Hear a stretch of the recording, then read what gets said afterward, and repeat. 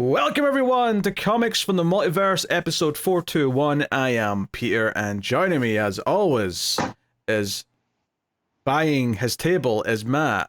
Oh, that was actually my chair giving out, because if I need another bad thing to happen today, that'll be it. Yes, Matt is injured. He suffered a football-related injury today. Yeah. His finger got hurt. Yeah, but I dislocated it and popped it back in myself. So it was a real Cronenbergian body horror moment. Luckily, most of the comics these days, you're just swiping with one finger. You don't have to hold multiple. The only problem is I tend to hold my iPad with my left hand, and that's a bit harder because I can't bend my finger. So yeah, it was his wedding ring finger as well. Just to it's like fate stepping in and saying, "Hey, she's a crazy Taylor Swift fan, Matt. Maybe it's time to move on, just in case." Just maybe, but my stupid ass did try to put it on after the shower just to see. No. Sometimes you just hope. I do love it. It is a Golden Knights wedding ring, so I do love wearing it. So you can show the love of your wife and your favorite hockey team at the same time, I guess. Yeah. What's the protocol if you can't get it on your finger? Do you just put it on like a substitute finger for a while, or is it just off? You can. I could put it on my right hand. Here we wear them on the left. But probably they're on the left here too, Matt. It's not different. Well, no, because I worked with a guy from Europe, and he wore his on his right. Oh, really?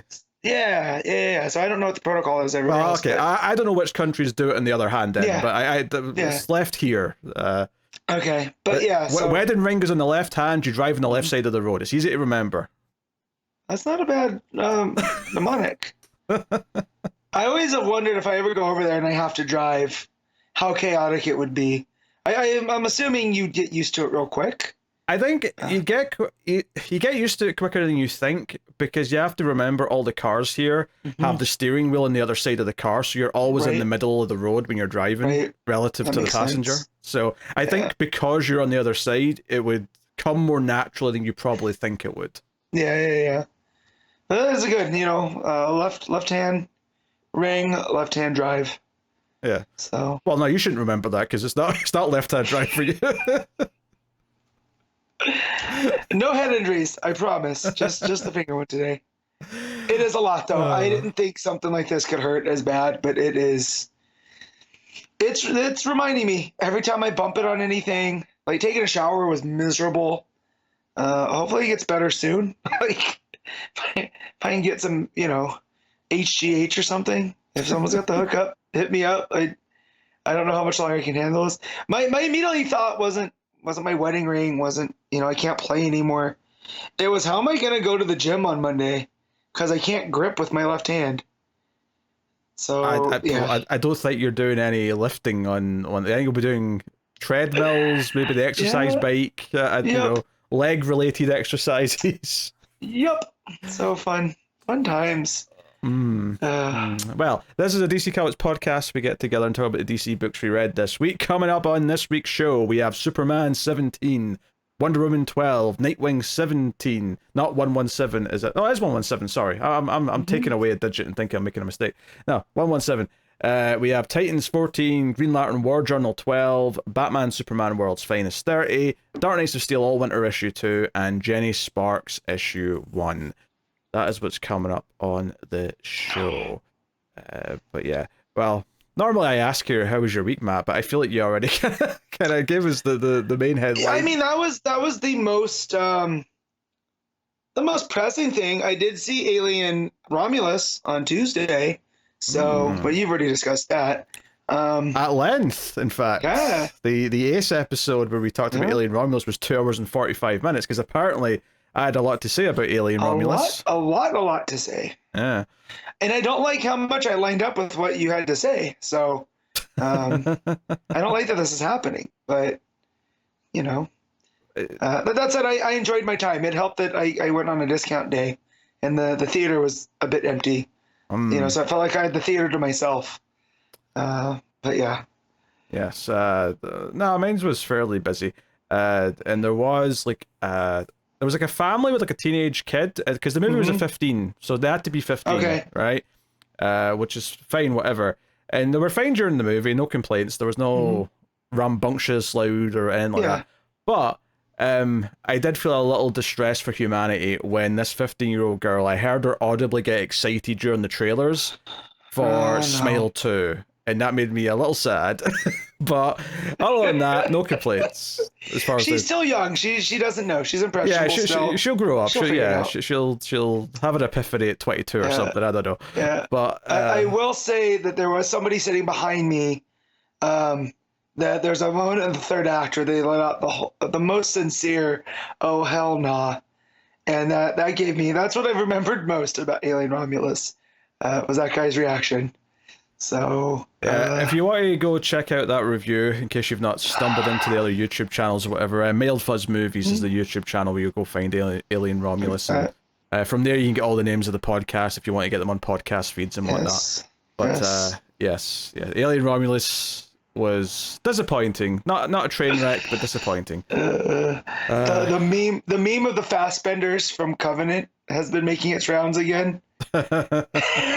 It never fails to make me laugh, because just out of context, in context, that's a wild sequence of words, but out of context, it's even funnier. Yeah, that's what it is. What can we say? But alas, so that was since last week. I mean, I'm happy to say my movie watching this week wasn't as dire as last week. I don't know if you remember last week I came in and it was like 4 of the worst movies ever made in a row. This week was a bit more up and down, but there was some pleasant spots in the week at the very least. Question: would you rather watch something that's just like by the numbers good, right?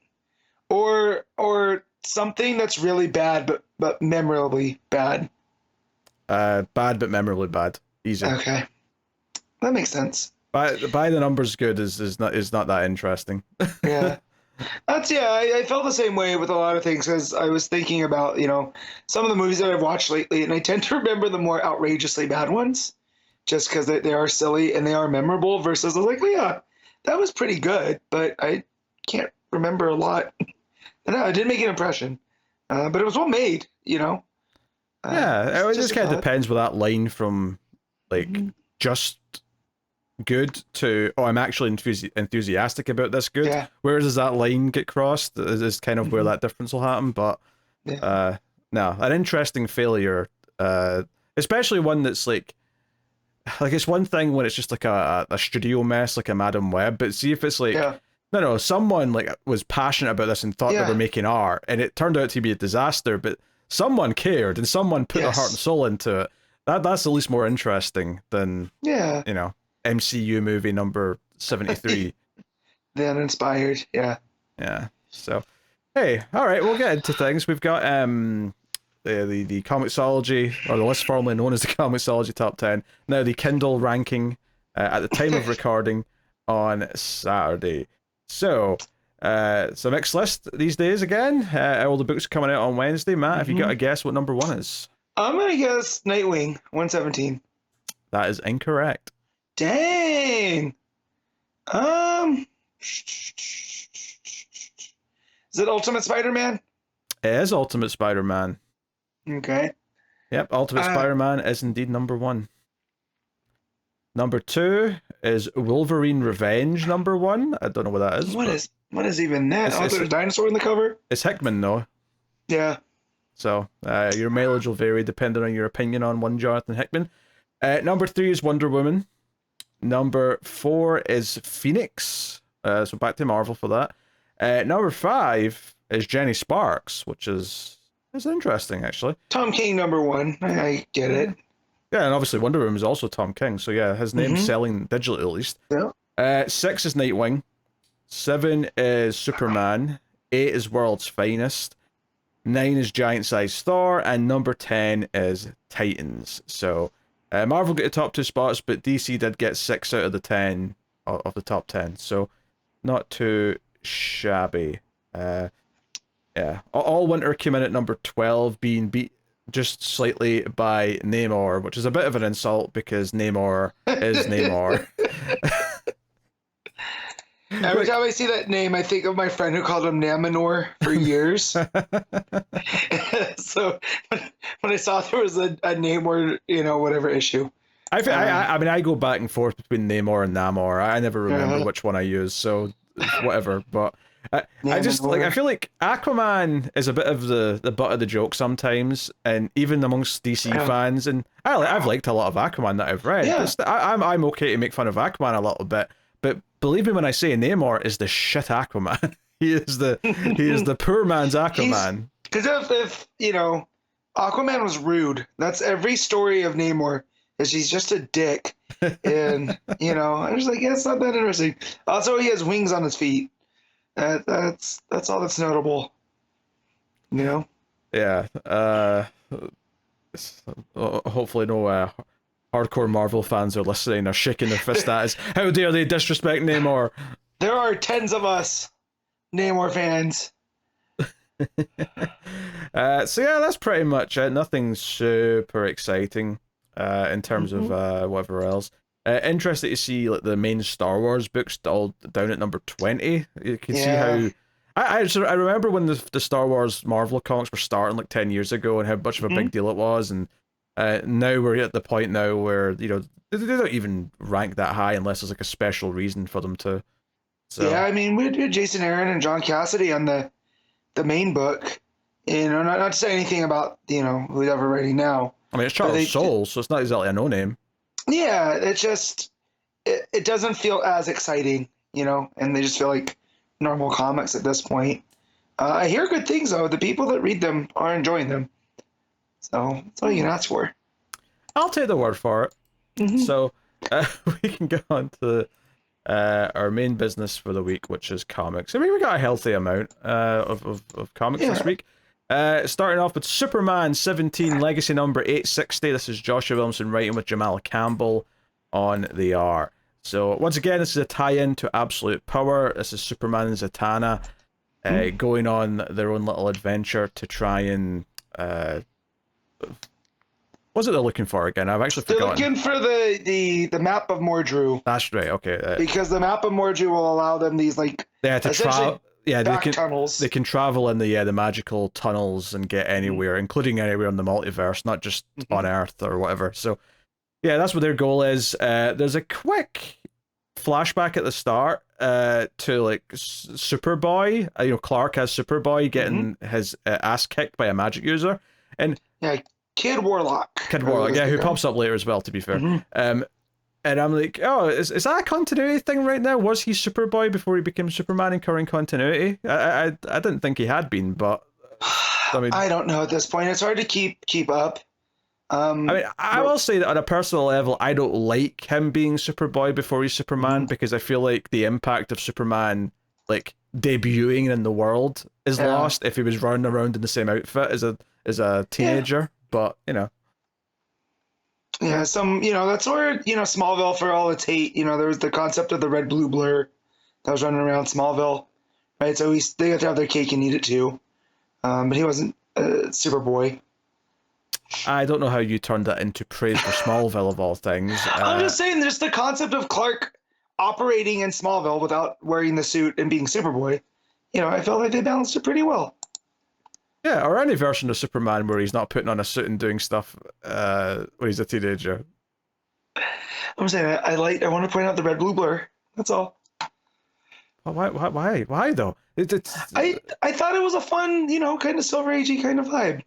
And that's what you're gonna do. If that's what they're gonna try to tap in here, I'd rather have something like that than you said, Superboy running around. Okay. In Smallville getting thrown through the sign. Okay. So yeah, they end up going to the Oblivion Bar, and it takes some time. Although Clark kind of freaks out a little bit, and starts punching the wall because he's kind of hitting them that he had to fight John back at the fortress. Because this does take place. This is a very. Go ahead. I was gonna say it does take place after issue 2, Absolute Power, just to keep that. On track. So I think I have a slight lag right now. My internet's acting up, so if I'm talking over Pete, it's not intentional. I promise. But I was gonna say, yeah, he's a very angry Superman, and not just like angry. You can tell Williamson's writing him pretty well that he's irritated, and he kind of just, like Pete said, he had to fight John, and he's not okay with that. He's very upset. He's worried about his son, and now he's doing this magic side quest.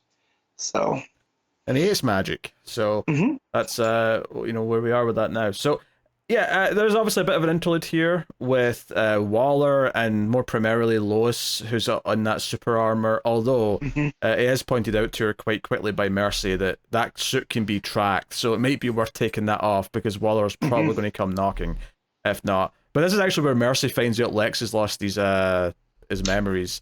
If I at least there's a great laugh here actually just before Mercy shows up, where Lex says, I wish I was this Lex you knew, because it sounds like I could help. He sounds like he was a great man. And then there's just this awkward silence as everyone in the room stares at him and just doesn't know how to respond. And Jimmy's like, well, anyway.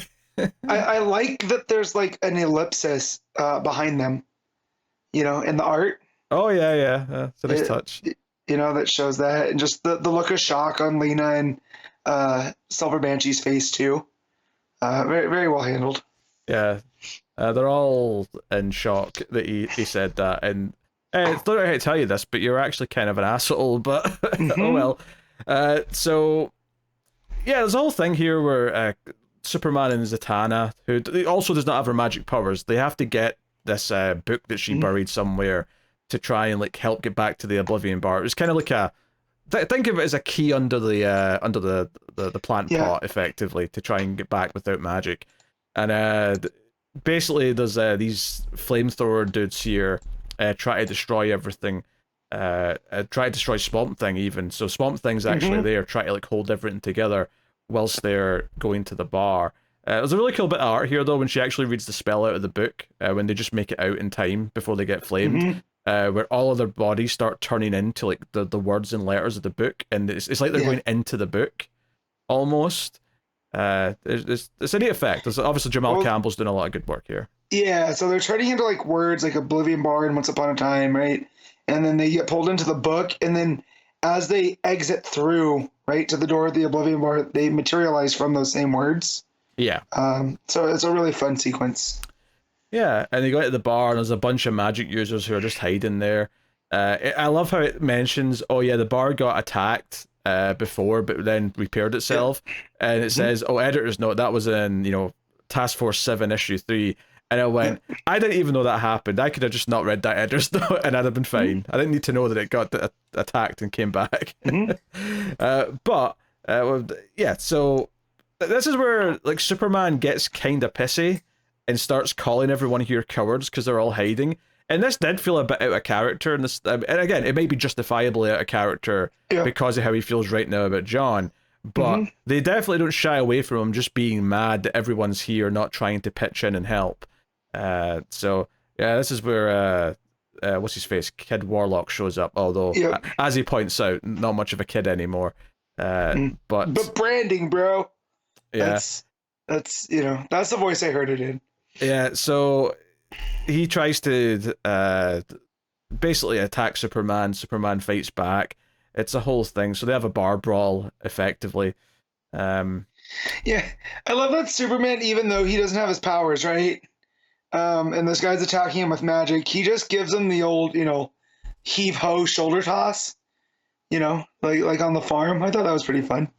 I think... the idea here from him is that he had to worry about magic even when he had his powers, so he's just dodging it the same way. Although, admittedly, he can't do it as quickly, I suppose, as he could when he had his powers. But just regular physical force. But anyway, the cliffhanger of the issue is that Neron's there and he has access to the scroll or the map. So he's got a fun entrance at the end. I thought this was an alright issue in terms of, like, it felt like it was fitting into Absolute Power well enough. I like catching up with the supporting characters, with Lois and Jimmy and all that.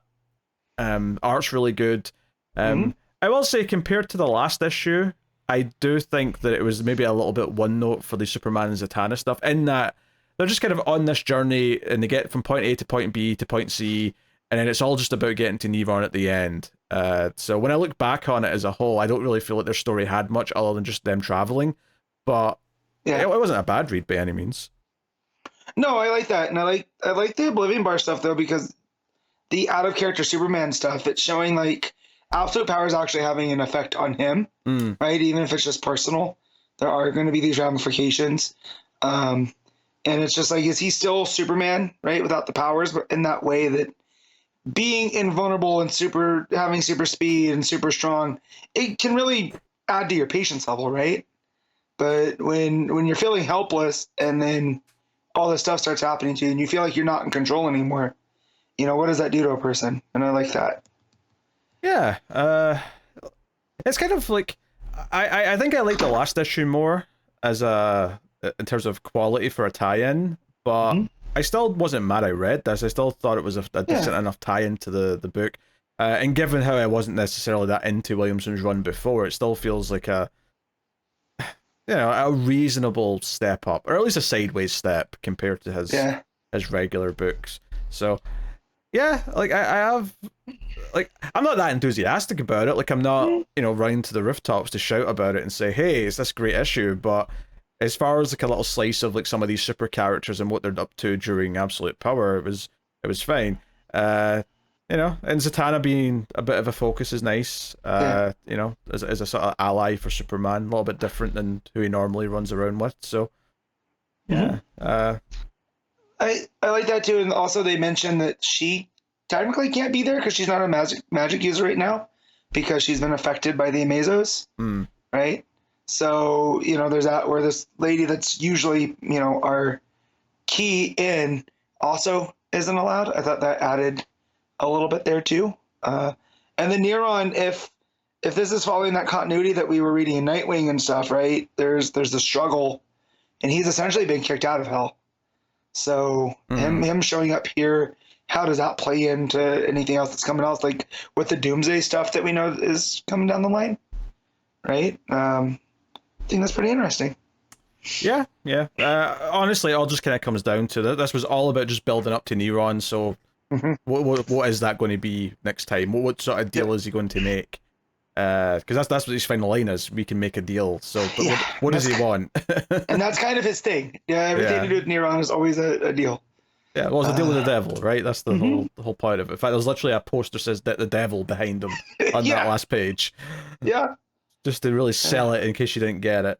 Yeah. Honestly, the color scheme is very low-key, actually. They're definitely going for kind of a, Yeah, the green and gold, and then his shadow behind him has the big horns. Yeah. Right? So, yeah. Plus the green flame, which arguably is a bit more Power Rangers than it is anything else.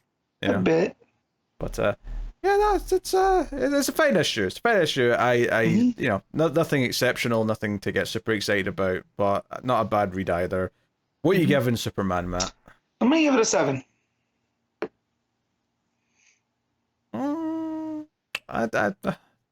The art might just about get up. No, I'll go 6.5. I was thinking about it. The art is obviously very good from Campbell, but yeah, it's in that fine to okay good range. That's what you're looking at here. So cool. All right. Next up, Wonder Woman issue 12, legacy number 812. Tom King writing with Tony S. Daniel on the art. And I actually thought this was pretty excellent because last issue, it had that like, oh, it's a tie-in. It's nowhere near as good as the regular run. Now, I'm not saying this is as good as the regular run because I'm loving the regular run with Tom King's Wonder Woman. Yeah. But this is a Wonder Woman and Damian team-up issue that wasn't, it did remind me a little bit of that issue of Stephanie Brown Batgirl where she's teamed up with Damian. It was a little bit of that vibe. Yeah. And it's basically this running gag almost of they've got Captain Boomerang and they're taking turns with their own methods of how to try and like extract the location of Amanda Waller's secret prison. So it's like, and the running joke of it is that Damian wants to use the stick. He always wants to, scare the shit out of him, make him talk, and in this particular issue, that always means dangling him from something, and usually there's some threat down below. It's a running thing, which did get quite funny by the time we started getting to the later ones.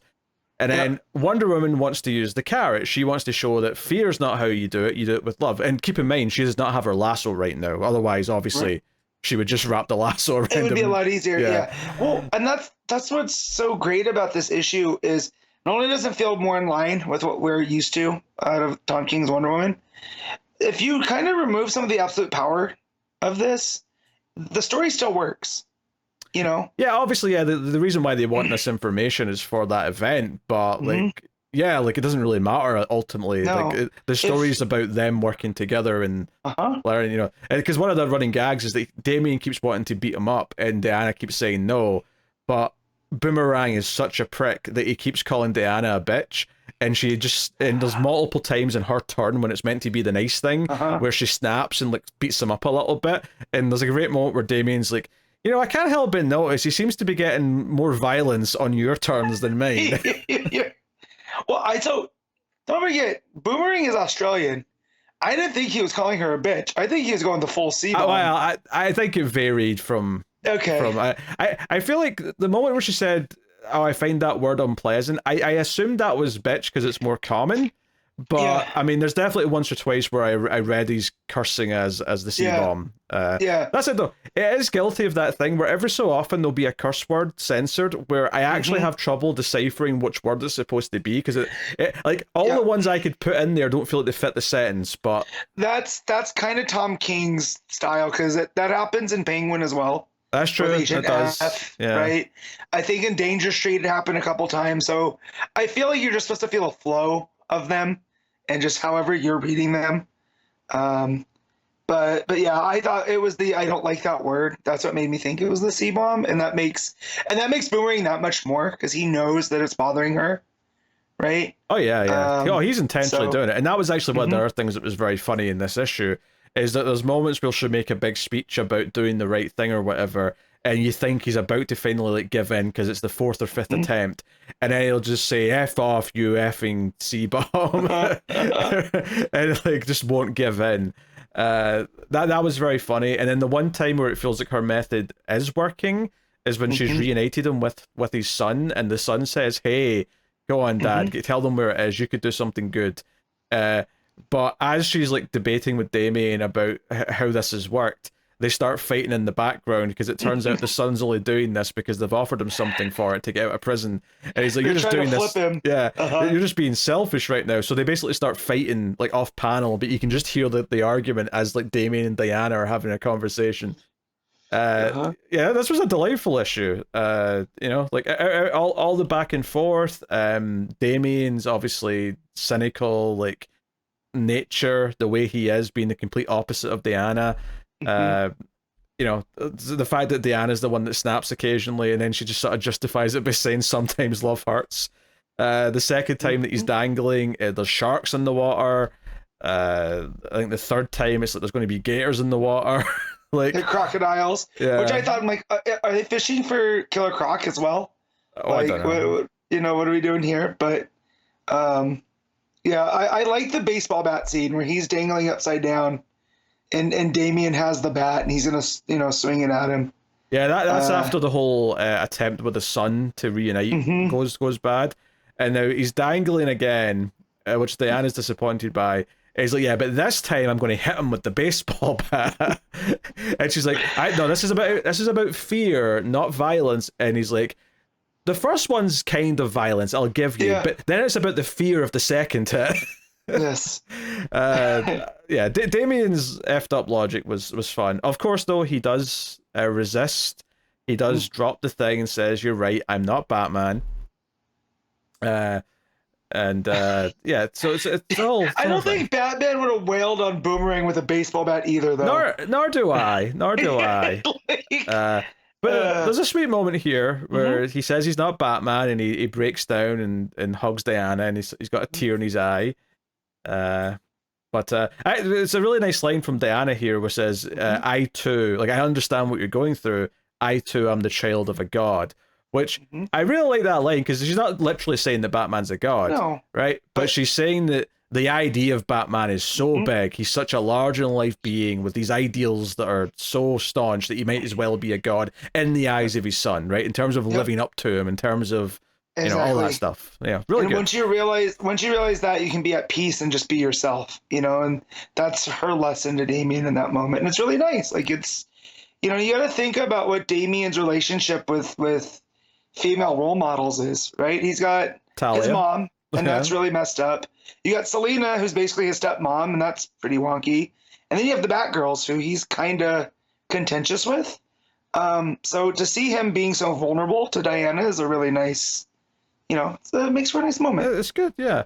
And then this is actually the one that made me laugh the most. Is that you go to the next page and it's a full page spread of Superman like catching like an asteroid or something like that, and it's like Diana's given this rousing speech about there'll be a threat to the world and the heroes are up in the sky protecting it and saving it, and one day if you don't help us, like the asteroid will be coming down and there'll be no one in the sky to save them. And she makes this big rousing speech, and then Boomerang at the end of all this, with a big smirk in his face, go and F and all of you Amazon bitch.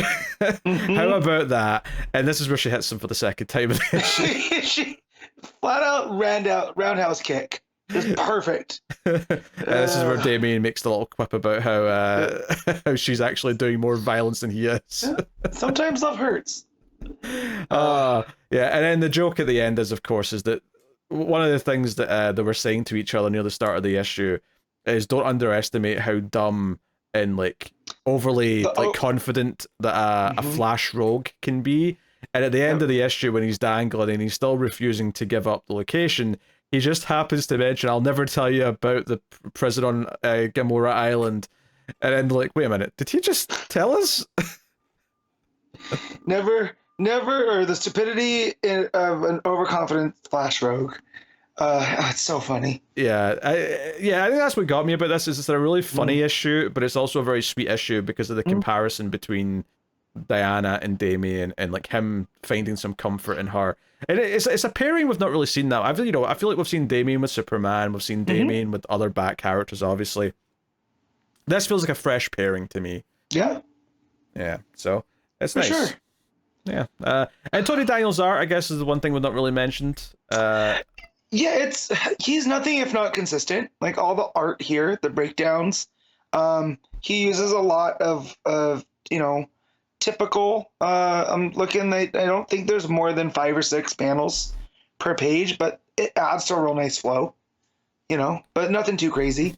Yeah, I think Tony Daniel's what I'd call a pretty solid house style artist, in that I never feel wowed by his work, and I do sometimes think expressions on some faces can be a little bit flat, but generally speaking, it's pleasing enough art to look at, and it does, the layouts are reasonably solid and or feel like a nice modern comic book. It just isn't stand out in the way that, we've had Sam Peer on Wonder Woman, and it's not measuring up to that by any means, but but as kind of a fill-in for an event, I think he does a pretty decent job. Oh yeah, perfectly solid. Could definitely be much worse. I mean, remember Gillen March in one issue, Matt? Remember that? Shh. I'm looking at covers right now, and he has one of the. So that was weird that you said that as I was looking at the covers. Yes, Gillen March will come out of the cracks. He'll be there watching. Oh. So there's backup as well, World's Finest Part 9, which is more of the new Trinity with Lizzie and the boys. This is when they're adults though, and they are the Trinity, and they're basically dealing with the Mongol of Infinite Earths, and they have to travel for 73 days in their fancy spaceship, which, even using all the wormholes they can, the quickest they can get there is 73 days. So again, much like a lot of these backups, it's more of a lighthearted comedy story where it's not about the threat of this evil big bad version of Mongol. It's about how much they get in each other's nerves while they're traveling together for 73 days. It is the ultimate family road trip. Yes. Where by the end of it, you want to kill each other, but, you wouldn't have it any other way. Yes. The boys aren't putting the toilet seat down. That's upsetting Lizzie. They keep making fun of Damien's suit smelling bad because he doesn't wash it. Yes. At one point, Lizzie just steals it and just sits there wearing it, even though she says she threw it out the airlock. And you're wearing it right now. I can see it. Don't know I'm what you're not. talking about. Even John gets on it because he's wearing the cowl. And he goes, John, am I wearing Damien's disgusting running bat suit? And it cuts over to John, and he's wearing the cowl. He goes, I don't think so. So yeah, but they very much feel like a family, like they've had throughout. And seeing these more adult versions of them, yet, so they're adults, but we haven't lost any of that fun, Yeah. And the joke at the end is that they actually beat Mongol of Infinite Earths in one punch, effectively. Yeah, because on the way there, they're like, hey, if we do this right, we could get there, and he won't, he won't, we'll beat him before he gets to unlock all this unlimited power. But if we get there late, it might be too much for us to handle. And so they get there, and they got him, I guess, at the right spot. And even Damien's like, or John goes, it seems like we got here before you could acquire the power. And David's like, you think? What are we going to do now? We're going to travel back for 73 days. Oh, no, actually, because of the way the cosmos is flowing, it's actually going to be 95 days. So, maybe we could wake him back up and fight again, so we don't have to travel together for a little bit. So, it's a joke story like a lot of these backups have been, but it's kind of sweet. The chemistry between the characters is pretty solid. Obviously, I think other parts of this backup have benefited from being so different in tone from the main story. Yeah. Whereas I'd argue this one is not the exact same tone as this main story with Damien and Diana, but it's definitely closer than it usually is. It's similar. Yeah.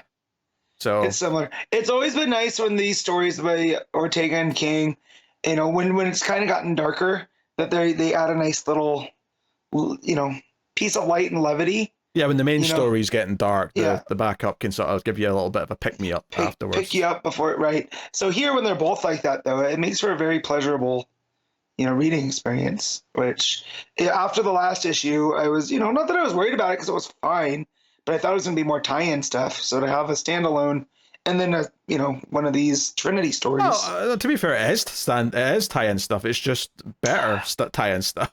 Yeah, but that's what I mean, though. This feels like, again, it is a tie-in, but it didn't feel like the next part of Absolute Power, right? It felt like the last one kind of did. The last one felt like Tom King going, okay, what's Wonder Woman doing right now during Absolute Power? Whereas here, there's a little bit more of a shift here. But that's what I'm saying, though, is that was a conscious choice that was made to just focus on one thing so it could tell a story about that one thing. It just happens to fit into the event, whereas last issue it was more like, here's issue 1.5 of the main thing. So, no, a very good tie-in issue. Obviously, I'm looking forward to it being back to its full, proper main story, but this was, if this is what a tie-in issue is going to be, or a fill-in issue is going to be, I am more than happy with this as a standalone story. So, what are you giving Wonder Woman, Matt? I'm going to use an 8.5. Yeah, I honestly, I don't think I can argue with that. 8.5 sounds just about right to me. I really, there was that sort of thing, like a few pages in where I realized what it was and that it was going to keep being this, and I'm like, oh yeah, I think I really like this actually. So yeah, very cool. All right, Nightwing 117, legacy number 304. Tom Taylor writing with Bruno Redondo on the art. So we're going away from the tie-ins and we're on to a main full-on story from one of these. I'm just noticing the cover for this as well, which is just, it's Nightwing from the back, but there's the bat ears are there just to signify that it's Bruce that's protecting the streets of Bloodhaven. So obviously Dick went to see Deadman up in Nana Parbat to try and figure out what's going on with them. The poisons made him scared again, and there's a little bit of a flashback at the start, but it's mainly Deadman overtakes his body, takes him up to like a high height, and he's like, all right, there's a net, all you have to do is drop, right? Just get over this fear of dropping from a high height. But he can't, he's scared. He does like drop, but he passes out because he's so scared from it. And it becomes kind of a running thing where it's like, okay, what do we do? Like, oh, well, I think we have to get you to relax a little bit. And he makes a joke about, oh, so I'm going to have a bath with scented candles. Smash cut to Nightwing in the bath with the scented candles. He looks miserable too. He does. I love it. He's sitting there, the hair, his kind of unkempt hair and beard, the hair's in his face, and it's just him going, right. Yeah. he will not allow himself to relax in this manner.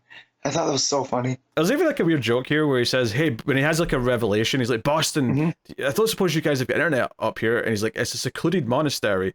And he's like, oh yeah, it was a dumb question. No, of course we do. People work remotely from here. We need an internet. So he gets in touch with Oracle, and they basically put two and two together and realize who Heartless is, because the only thing that he's had or consumed recently that could have been the poison around the time the fear started was that time he went to see, what's his name, Leland or whatever. Shelton, what is it? Hold on. Shelton, yeah, something like that. Shelton Lyle. Shelton Lyle, there you go. I remember his name. But yeah, I remember that issue. I remember that happening. And Babs even gives him some shit for taking the drink. And like, he's I had no reason to suspect that it was... It was hot. I was sweaty, and he offered me something to drink. I'm sorry. So Babs tells Batman this, who's patrolling his Nightwing, and he's like, yeah, I suspected something fishy was off about that guy, cause since he was the last person with Dick before, during the fire, when all this arc started off. So he's like, I'm going to go and do some detective work, and he goes into the Shell Pharmaceuticals to figure things out. But the big thing here, though, is that Dick is then taken up a mountain, and Deadman's like, okay, you've got a parachute, that's the only way down, I'm going to leave you, you're going to have to get over this. And he basically passes out while he's up there, and has this sort of nightmare / flashback to his parents dying. And this gives him a revelation, because in the dream, his parents say, you belong down here with us, you know you do. And it makes him realize something that he's never figured out, or just kind of subconsciously hid from himself. Yeah, he's repressed it. Yeah, all these years. Deep in there. And it doesn't become clear to us what it is at this moment, but he does leap off the mountain, and it's this big, great full-page spread where it's went from this cold tone to this warm sunlight, like, up above him. I know that it's when we're dealing with Nightwing and he's an acrobat, and this looks like All-Star Superman, and that can't be an accident. So after he jumps, which the thing that leads up to this, that panel, or those 2 pages with the 8 panels of him on the, well, it's actually a little bit more. Anyways, of the panels leading him onto the side. That all of that looks so breathtaking. You were talking about the 2-page layout where it's all the thin vertical panels. Yeah, the thin vertical ones. Yeah. Right, and then we see the time passage, and there's a beautiful color work, right? And then when we get to the page with him finally jumping and his arms are spread outwards, I was looking like, this looks like that All-Star Superman page. Yeah, I can see it. I can see it. And the sun's behind him, and he says he's ready to fall. And, it was a very aspirational kind of thing here. Yeah. Cuts to a week later, he's back in Bloodhaven. Babs is happy to see him. And then he sees Bruce in the Nightwing outfit. And he's like, oh, you filled in for me. How did you find that? And I love the line from Bruce where he says, I patrolled each night. The suit is snug. I quipped twice. What impressive. The I quip twice made me chuckle. Yeah, I got a good laugh out of that. That was good. Because Batman's not a quipper. He doesn't quip, right? No. Not when he's doing his thing. So yeah. So it basically sets up a few things here. They find out that Dick's sister's in trouble because, as far as the public are concerned, Dick's considered to be heartless right now because he was set up, obviously, earlier on in the arc. So he goes to help her, and Tony Zuko's there, roughing up her people. He's got a bunch of henchmen, and goes over to what's-her-face's mum, who basically badmouths him. Yeah. And it's like, hey, Heartless told me not to kill the mayor, but didn't say anything about you. So I can kill you as much as I want. And of course, this is where Dick comes smashing in through the window to save the day. Notably, he's not changed into his actual Nightwing outfit yet. He's still just got his Nightwing shirt on with his mask, but he's still got the beard. He's still got the wrappings around his arms. It's a good look, like for disheveled Nightwing. Like it is a pretty. I don't want to call it iconic, but it does look good. He's punished Nightwing. Sure. He's punished. So yeah. Yeah, so he comes in, it's the whole thing, and he takes out all the henchmen. Zuko runs away, and I love this moment actually where Zuko's running down the stairs, and Dick appears behind him, but he's in that kind of like Batman full silhouette mode. You know, the same way that Batman would pop up behind a villain.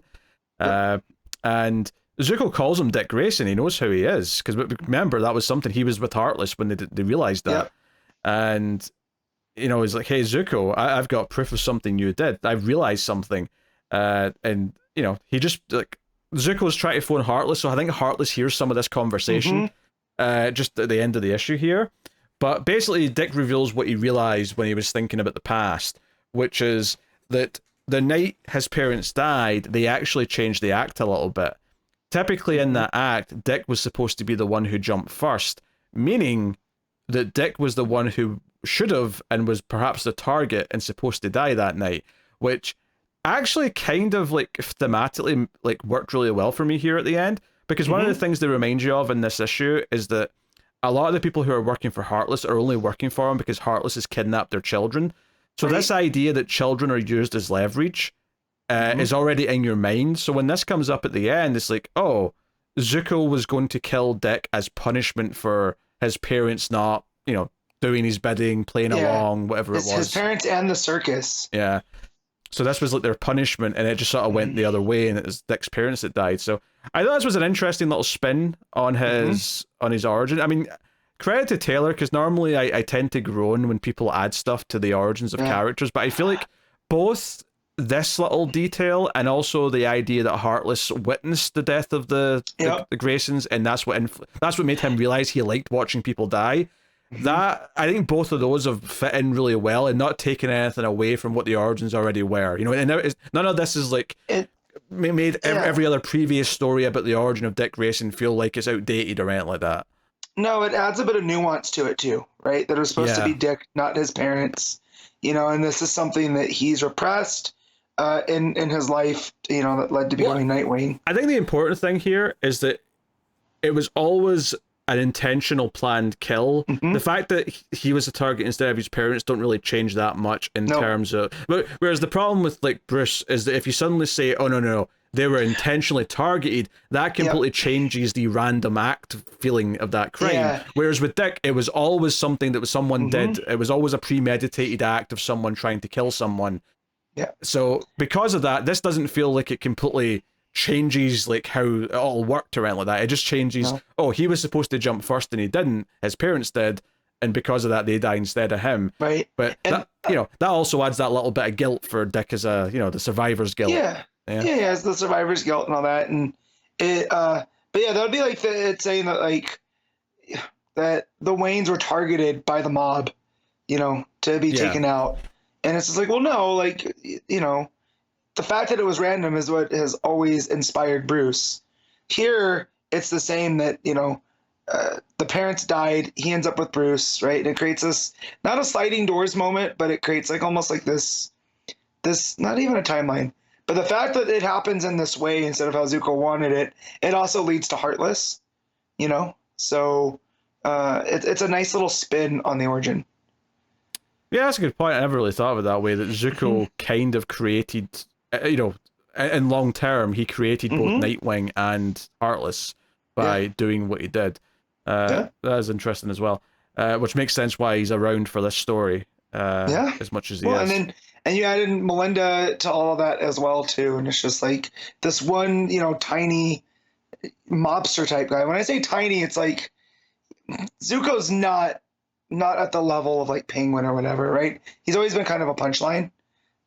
His biggest thing was helping create Dick Grayson.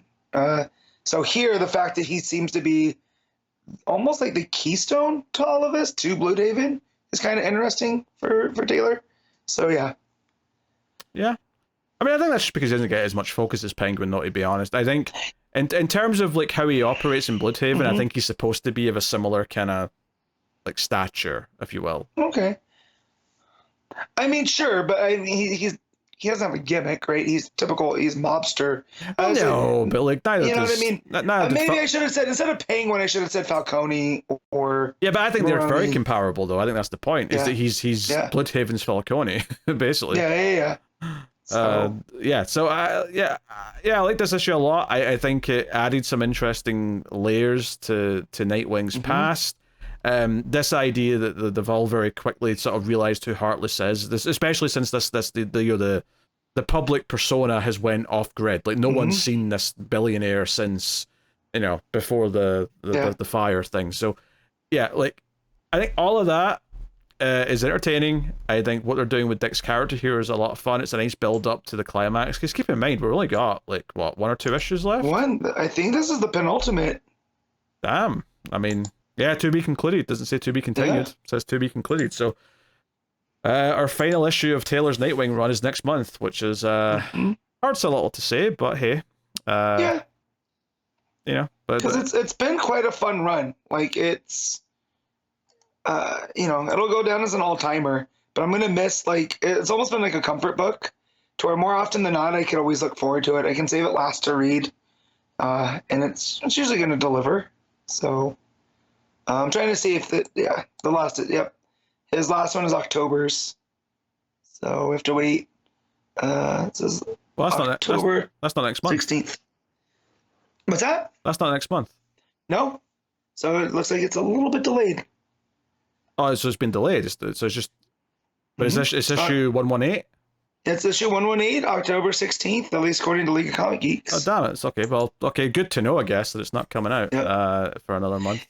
And it's going to be Legacy 305, too. So a nice, meaty number. I don't know if it's going to be extra size, though. I mean, 305 is not a special number. It might be oversized just because it's the final issue of his the run. last one. But I don't know if it's if 305 is a number they typically celebrate. It's been a great run. It's treated Nightwing like he's important. It's really got to like the heart of the character. Everything about him trying to help the city with Alfred's money that was left to him has been such a good through line. Heartless has been this through line villain the entire time that they've built up. They've made interest and given him a cool backstory. Plus, you've had this great art most of the time by Redondo. Occasionally, I fill in here or there, but Redondo's been the main event of this run for sure. Yeah. Do you think Heartless is going to stick around as a villain, or do you think it'll be one of those kind of one and done in the stories? That depends if he dies next issue. Yeah. He could die next issue. Not that I think Dick will kill him, but I could see him meeting his demise some way.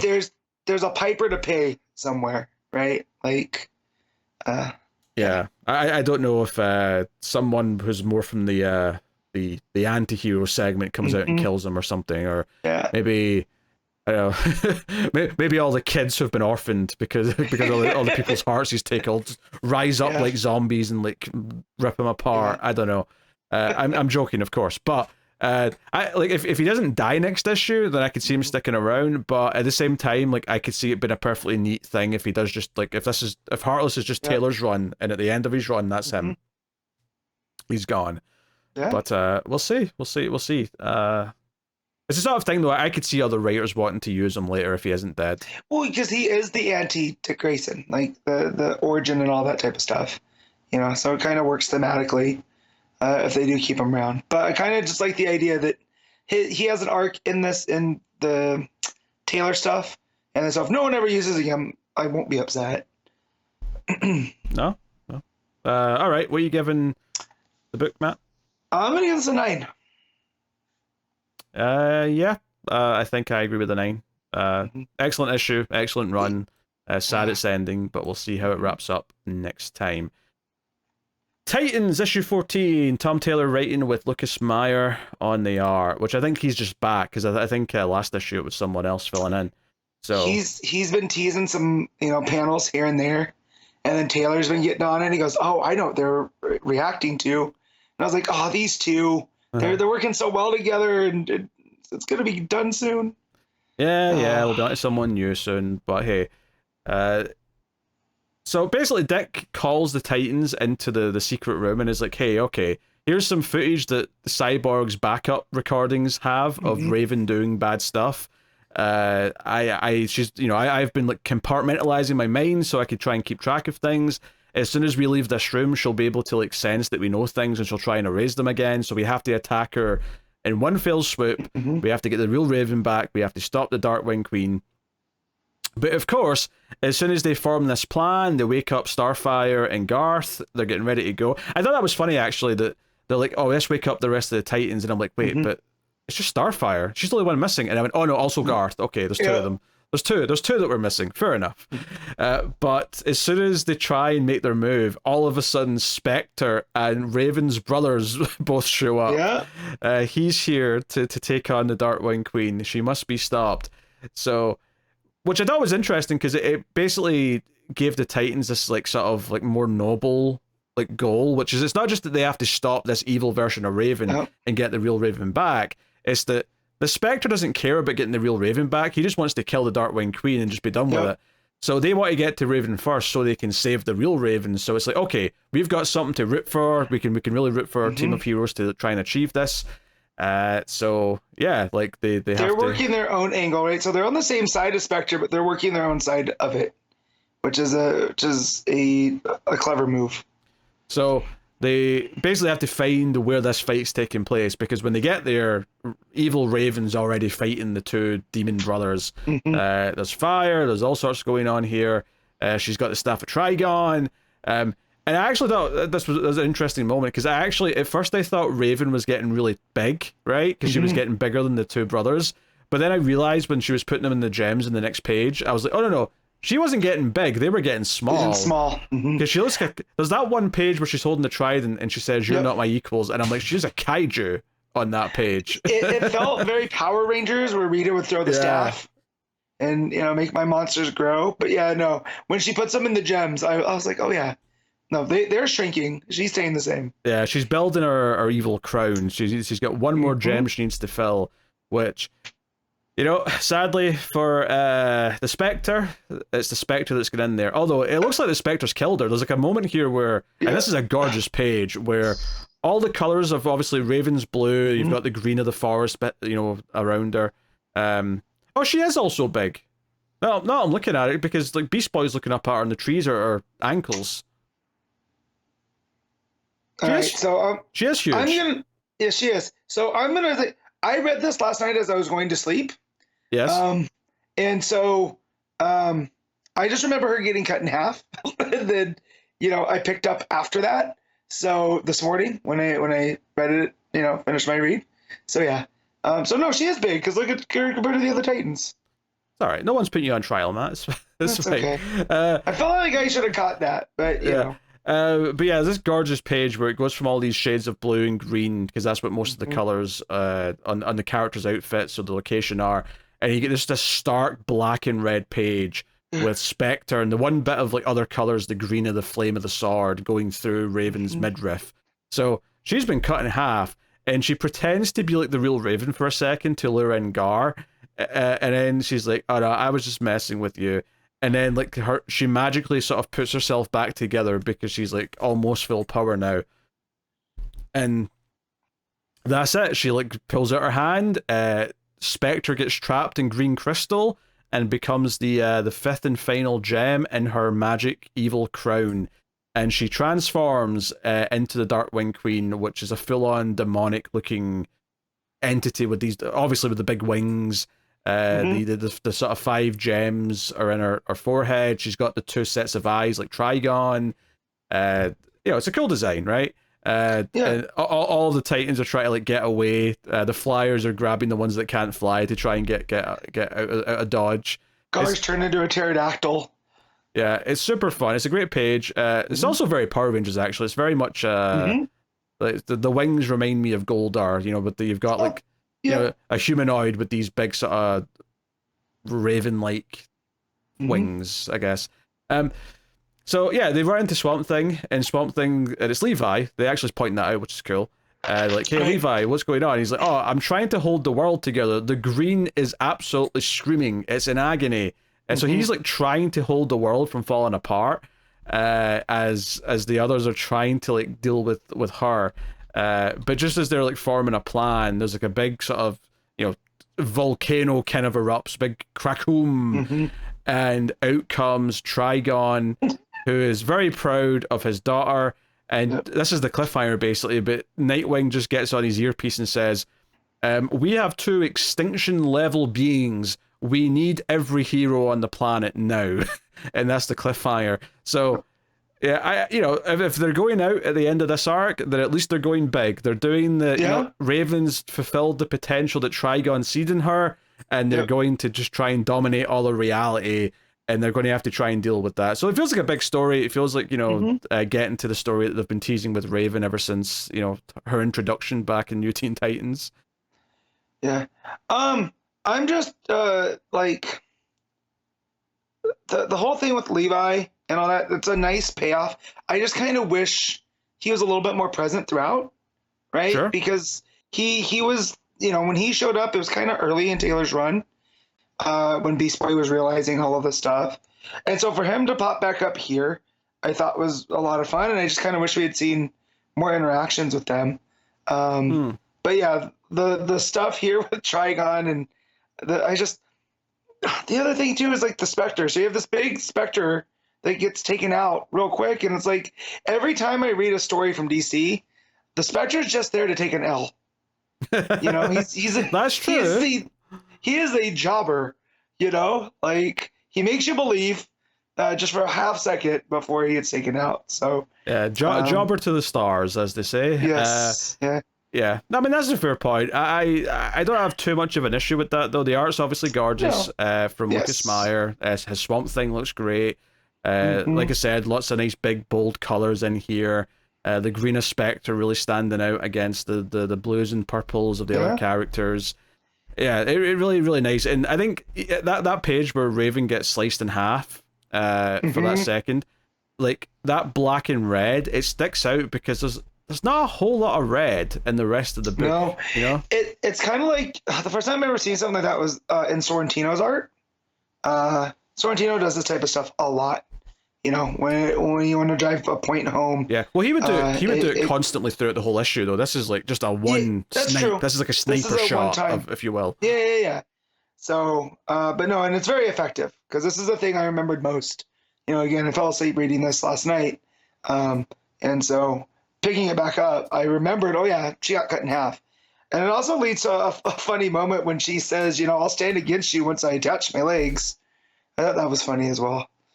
Yeah, some dark humor in there for sure. Like it's definitely bigger and bombastic. It definitely feels like more of a big team book than Nightwing does, and I think that's right. It's right to feel that way. But it is interesting reading this and Nightwing like so close together and sort of seeing how different they feel in terms of how the stories are constructed. Whereas Nightwing's this personal story, kind of examining the character, whereas Titans isn't that. Titans is more about like all the pieces coming together into this big plan where, now the villains are fully formed. We've got our threat, and we've got a couple more issues left. So Raven's, so Rachel's in the one, right? In the one gem. Yes. Then the two brothers and the Spectre. Am I missing one? Because she has 5. You're just exposing his for having bad memory here, Matt. But there was definitely someone else putting a gem an issue or two ago. Was it Trilogy the other brother, or is Trilogy one of these brothers that gets taken now? Because all the Trigon's kid sons look the same to me. Oh wow, okay, Matt's getting cancelled after this. Okay, hell demons, please come for me. It's not going to be the worst thing that happened to me today. All right. I definitely remember her trapping someone in the gem from a previous issue. I can't remember off the top of my head who it was. There's a good chance it was the other brother, but I don't remember. Okay. That's fine. As long as you're also forgetting 2, then I won't feel as bad, because I was doing the count and I was like, wait, there's one more. But yeah, also seeing Trigon show back up. It's been a minute since I've seen a full-on giant Trigon on Earth, so that's always fun to see. Yeah. Delightful. Pleasant read. What are you giving it, Matt? I'm giving it an 8. Yeah, honestly, I was thinking it as well. It's real good, great even. Maybe just not as personally hitting the same notes as something like Nightwing is there. Yeah. So for sure. Yeah, good stuff. Green Lantern War Journal issue 12, Philip Kennedy Johnson with Montos on the art.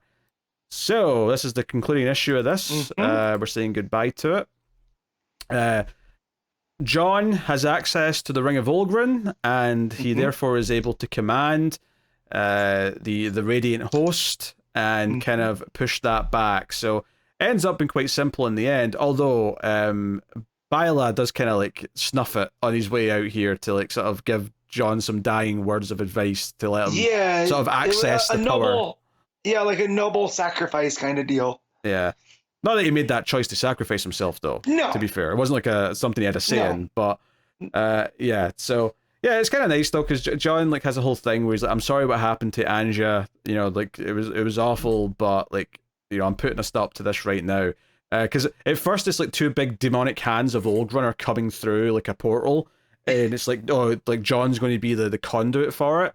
But the whole point here is that John can control this stuff. He because he has the ring, he has Aldrin's will.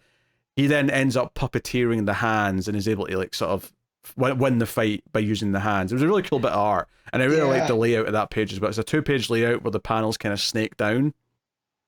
Really good stuff. With the pink backgrounds really contrasting with the green of the Green Lantern colors. So really cool. Just the hands coming through that void too. That is the stuff of nightmares. Yeah, well, because you've got the scale, because you see John at the bottom, so you can tell just how big these hands are. Yeah, you have these big hands, and then all the purple creatures around it, and it's in this big, almost church-like building too. Like it was definitely giving me like Cthulhu kind of vibes. So, I mean, I think that's what I've liked about Johnson's writing at DC in general, is how big things feel when he puts the time into them. He does have a legendary aspect to it, right? Where this almost feels like a mythological story. So maybe not legendary, but he writes for mythology really well, and not just like character mythology. But this feels epic and big, just like Warworld did. Yeah. So yeah, wins the fight. Everyone's kind of happy to like see him. Like all the aliens that he saved are delighted. The Fen. Yeah, and John's like, "Hey, something's going on back at Earth.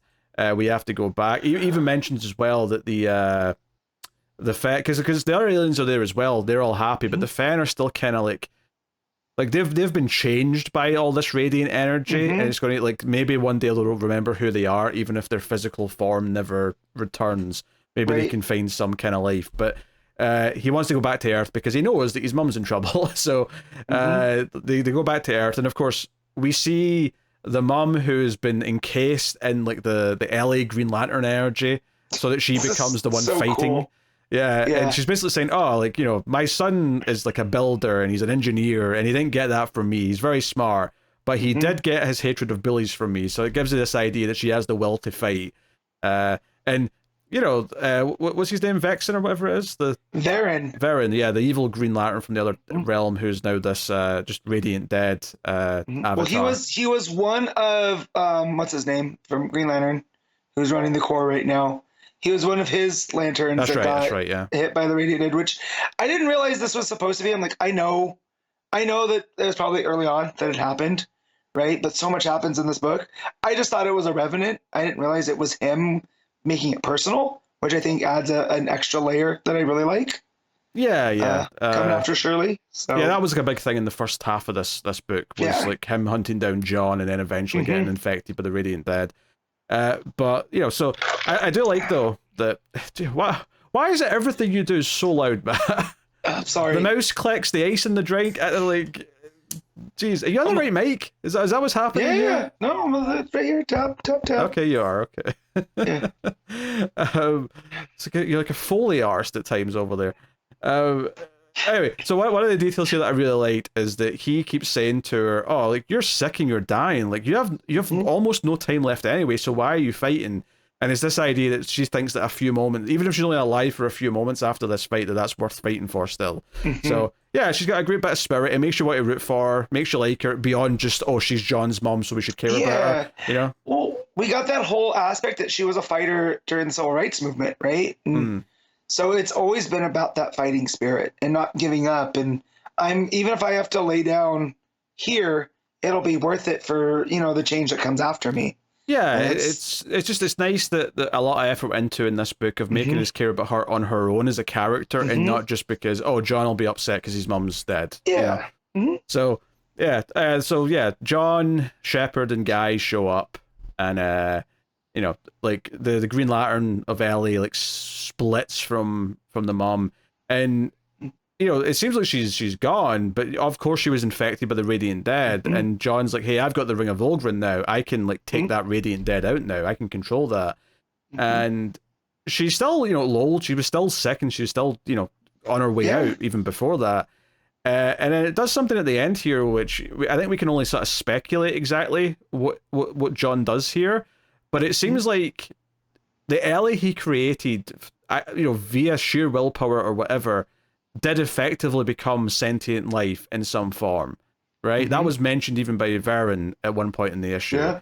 And at the end here, it seems like he put his mum's soul in the ring. Am I misreading this at the end?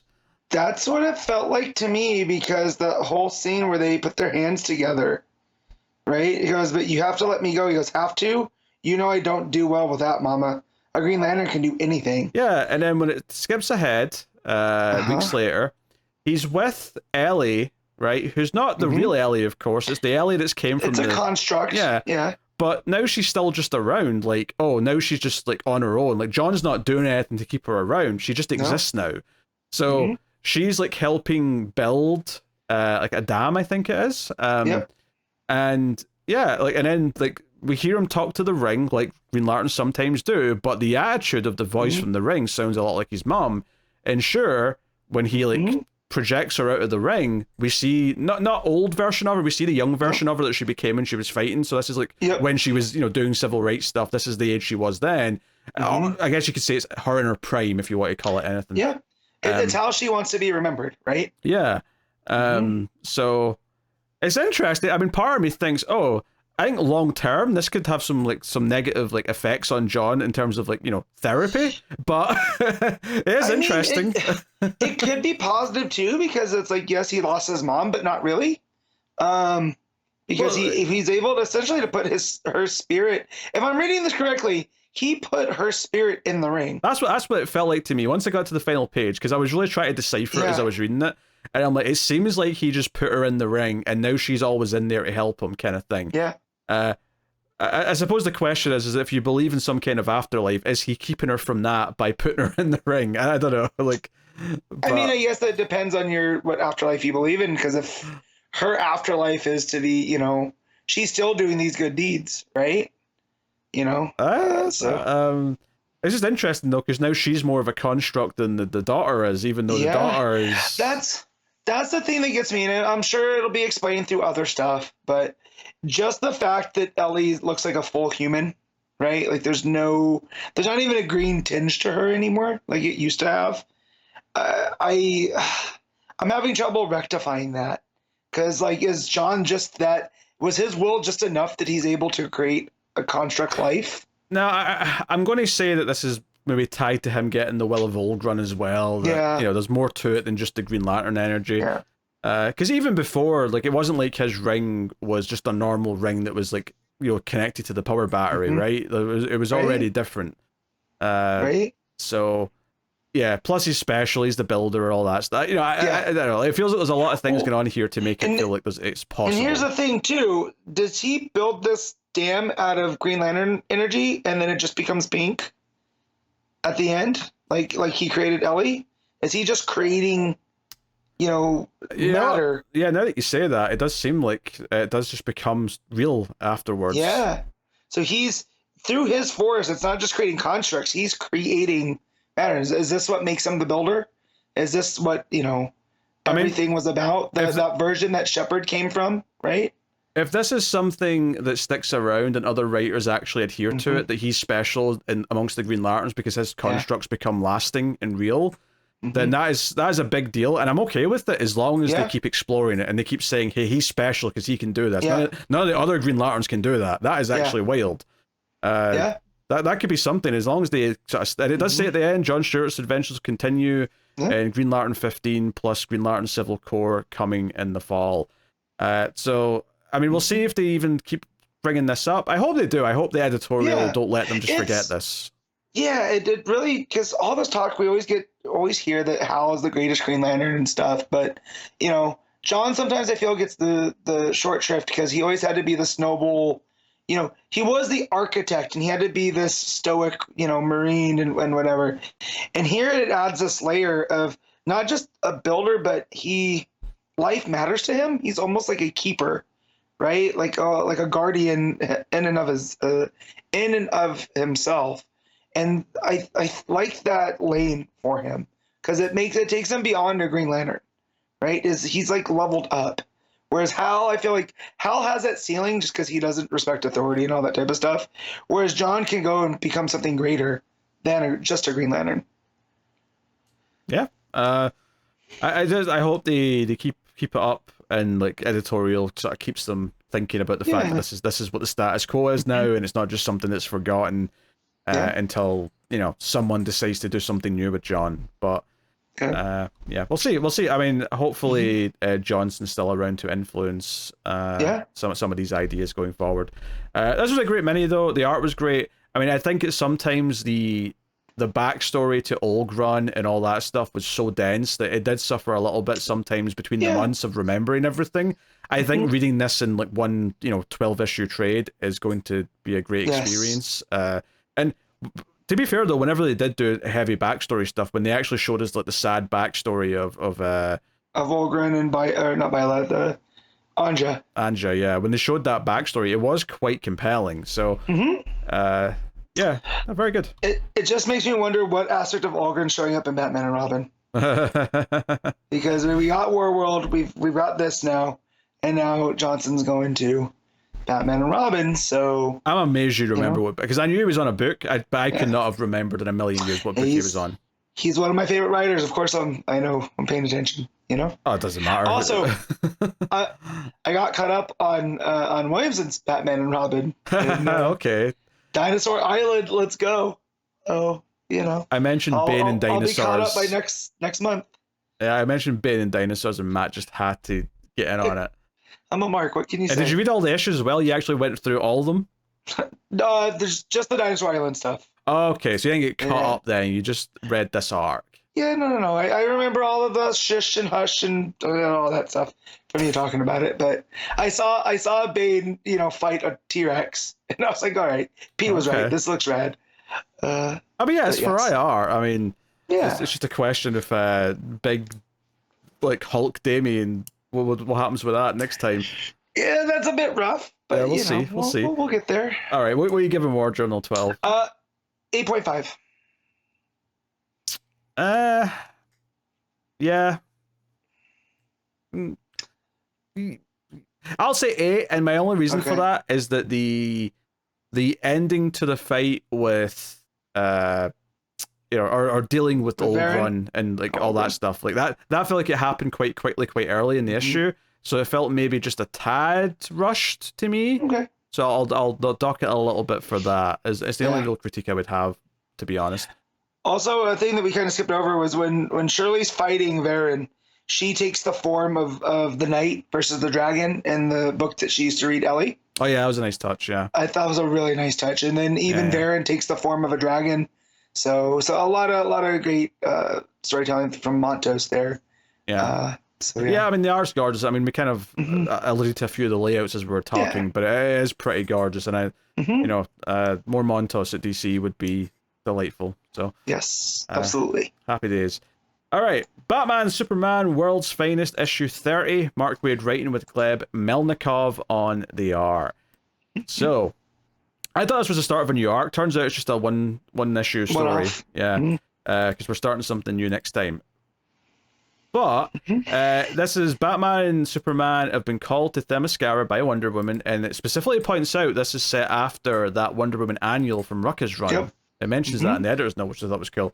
But they go out there with Robin to help in what turns out to be a murder investigation. An Amazon has popped up dead, and they cannot solve it, so they ask in Batman and Superman, and Batman gets all detective-y, analyzes the crime scene and all that.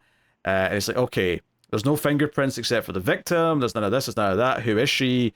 I assume you've already tried the lasso on people, and she's like, yeah, I asked literally every woman on the island, and every woman has said they didn't do it, and they're all telling the truth.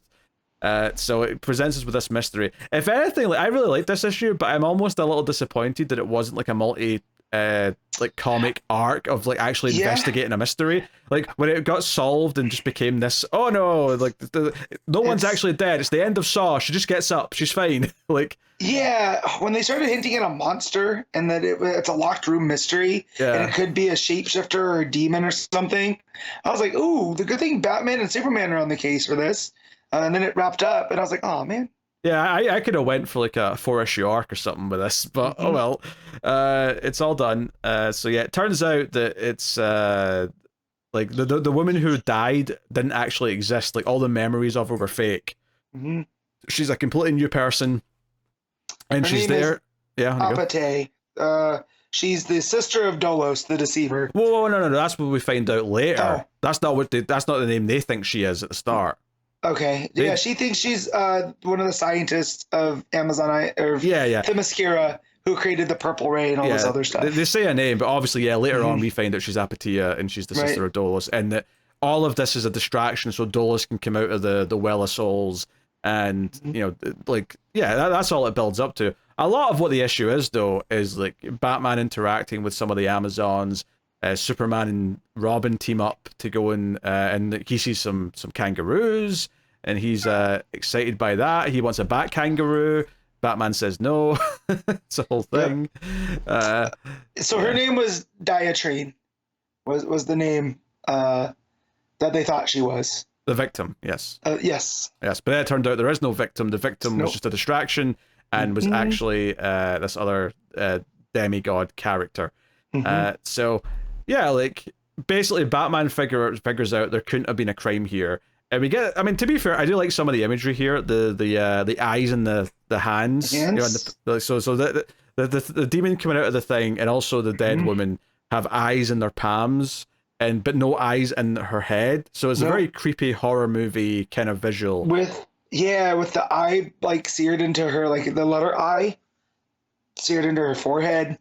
Number 1? Yeah, I think that technically is a 1 because and that lines up with what Diana says, is that there's been a murder and it appears it might not be the last, and I think that's because she's numbered 1, so she's assuming there's going to be a second at some point. But yeah, all fun. But I will say the transition from like the dead body like waking up with the eyes, which is really cool, to the next page where she's turned into what she actually looks like. I thought, I think maybe a transition panel or 2 would have been nice there, because it was really abrupt to be like, oh, now she's in this like fancy purple and gold get up and the eyes are just like a decorative like image on her outfit. Like that was a bit of a weird transition to just sort of jump to that. I agree. You know, minor quibble, all things considered, because it is pretty fun. Melnikov is a fun artist. I do think he kind of fits into the tone that I think was set in this book. Obviously, it's different from Mora, certainly, but it does have its cool kind of chunky, cartoony look to the faces at times, which I think love works. how thick everybody is, from the Amazons to Superman and Batman, with the exception of Robin, which he looks a little bit kiddish, but I think it plays out considering you know how different he is from everybody else on the island. You know, he's a teenager compared, you know, so I think it ends up working out. But yeah, there's that page with when Dolos turns Superman back into Clark, right? Because he's playing tricks, and he looks like a linebacker, you know, but it works out. So yeah, I mean, obviously it was the big page where he comes out. It turns out what Dolos was doing is he was stealing the fire of Prometheus, not Poseidon. The fire of Prometheus was something to use against Poseidon, I believe they said at one point. But yeah, he's got the fire. That's what he wanted, and now this brother and sister duo are all ready to like wreak havoc with it. They make, like you say, Clark turns into Clark. A swarm of bats attack Batman. Like they're doing all this stuff. Ultimately, though, like Wonder Woman lassos them up with the lasso and says, "Oh, this will like stop any illusions you try to use because this will show us the truth." And they send the fire down the lasso thinking, oh, this will like, you know, stop you, but then basically the big moment of the issue is that all 3 members of the Trinity hold onto the lasso together and it stops the fire. Like the 3 of them combined have enough will and strength and truth to, you know, like counteract it, and the fire goes back towards the siblings and they burn up, and then Robin shows up with a bunch of Amazons to sort of end the fight. Yeah, it's a nice one shot. I think like I enjoyed it. I enjoyed like the interacting with the Amazons. I enjoyed the murder mystery. But my disappointment also comes from I was enjoying it being a murder mystery, and it was already like done and turned into something else by the end of this, and was only one issue. So I really liked it, but I also am disappointed that it wasn't like a full arc. Yeah, no, I agree with all of that, and it also going back to that Rucka story about the three of them and when they hold the lasso at the end, right? Because that Rucka annual was about their friendship and how it bloomed. Yes. You know, so here this coming up that that all three of them will stand together. You know, I like that thematically, and then just a fun little thing. I feel like all of the costumes or all of the yeah, I guess we'd say costumes the Amazons are wearing. Yeah, they all look like different versions of stuff that we've seen Diana wear over time. So I thought that was a bit fun. Oh, that's a nice touch, yeah. Melnikoff's turn, or on what he did. So yeah, there's a nice turnaround as well, because like when Hippolyta like meets them at the start of the issue, she clearly isn't thrilled that they're here, and I mean Diana even says most of them aren't thrilled that she's invited men to come and help. But then at the end of the issue, she's like, thanking them and shaking their hands and all that. So yeah, it's a nice like sort of bookend to the story. Plus, Superman makes Diana blush by saying, "Oh, your daughter's amazing. You should be proud of her. She inspires us." And yeah, so yeah, it's the whole thing. It says next Eclipso, so we're getting an Eclipso story next. Let's go. So that's the thing. Yeah, no, it's a very pretty book. You could tell the coloring.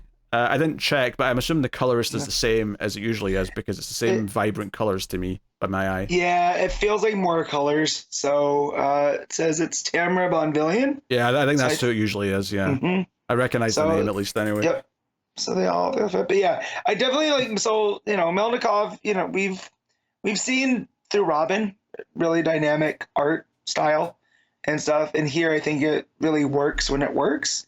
And there's not a lot of weak points here, I would have to say. Like, even the expressions and everything kind of hits. It's just, I think it might not, it's a little chunky, so it might not be everybody's cup of tea, but I think he tells the story well. I kind of like the chunkiness. I think it works for something that's meant to feel Silver Age. Not that this is necessarily Silver Age, but, whenever we're doing, like, this time period in the character's history, I feel like they're evoking Silver Age, because it just feels right to sort of feel old school. Yeah. And I think this is an artist that lends himself well to that vibe. So I'm not saying he should only ever do like flashback stories, but hell, he's good at it. So I wouldn't say no to it. So cool. Yeah. So honestly, really good, but just the disappointment of like, oh, I wish this was actually more than what it was. So maybe that's a compliment. But we're getting Waid doing an Eclipso, and I'm excited for that because I do love a good Eclipso story. And so far, Waid has proven that he likes digging deep into things. Yeah, credit where credit's due. I mean, I think this book's lasted longer than I thought it was going to. I'm actually shocked that we're at issue 30, and he's still getting issues solicited for his next arc, right now. So. Yeah, because it's already outlasted the last Batman Superman book, right? Because that only made it like 25, I want to say. Yeah, something like that. Even the New 52 one didn't really last much beyond 25, I don't think. So, I think it helps that it's been consistent, right? So it's like, it's never the best thing, but it's never bottom either. Waid just uses it to write good stories. So. I just think it's more interesting now because he's getting like other bigger books to do. He's doing events, he's doing a new Justice League book. I will say, like, just this is a little negative, I suppose. But if I was to pick like this continuing or him staying on Shazam, don't get me wrong, I'm actually loving Josie Campbell, so I guess things worked out in the end. But if you'd said to me, if you'd given me the choice like a few months ago before we knew that was happening, you could either have Waid stay on Batman Superman or stay on Shazam. I'd have probably picked Shazam between the two. But we still have this. It's a lot of fun, so I'm not complaining. Yeah, they both feel kind of the same space too. So I'm glad that we're getting one. It's not like he dropped both. So. Sure. But I do think he's like work on Shazam has been better than any part of like World's Finest. And I've enjoyed all World's Finest, but I do think his Shazam has been better than this. But hey, this is the one that's still going. He clearly still likes telling these stories of these characters in this time period. So now we're doing Eclipso, so we'll see how that goes. What are you rating World's Finest, Matt? I'm gonna give this an 8. I'm going 7. It would be higher, but the disappointment of it just being a one issue story and like the murder mystery, because I like as soon as they started doing like the okay, we don't know who killed her. This is why Batman and Superman are here. I was like, oh, I can see issues of them interrogating people. I can see issues of this and that. So many possibilities ran through my mind, and then it all went away. So usually when they do a locked room, I expect it not to be resolved in that issue. Yes. Yeah. So, you know, and if that's never what it was going to be, that's fine. But, you know, my mind was racing with all these ideas, and it's a shame that it never lived up to any of them. So, 7 out of 10, but still really solid. All right. Dark Knights of Steel, Allwinter, issue 2. J. Kristoff writing with Tirso Cons on the art. So, this was a pleasant surprise last month, which I don't think any of us were expecting to be as good as it was. Not only was it just fun to read in general, it had great art, but it built up to that great sort of cliffhanger, the reveal of like someone in color when the rest of the world's black and white. This actually starts with a color page, although notably it's a very muted color page. It's like a watercolor flashback to when the world did have color, to when Slade and Addie were first falling in love, I guess. Falling in love, and then she takes his eye, as you know, lovers do.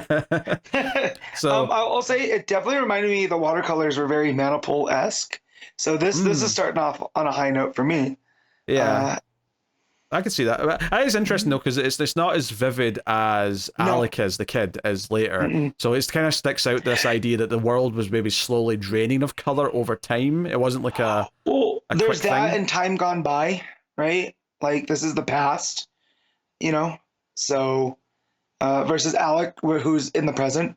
You know what I mean? Oh, sure. I mean, that's more of like a meta storytelling thing. Because this book has made it clear that he is literally in color when the rest of the world isn't. Yeah. I'm thinking of it more in an in-universe kind of like hard logic sort of thing. Like, not that what you're saying doesn't make sense to me. It does, but I'm just sort of trying to play by this book's rules that it's established. Gotcha. But yeah, so it's a fun little page, and then it's like, okay, so now we have this character who's going to be there. You know, in color, one of the things that Slade narrates is that, oh, the blood on his hands, he'd forgotten what the blood looks like. And it's interesting, though, that even the blood on his hands that's coming from someone else is in color. This is not Alec himself's blood. This is Addie's blood. Yeah, it's as if when it comes in contact with Alec, the color comes back. Yeah, it's very interesting.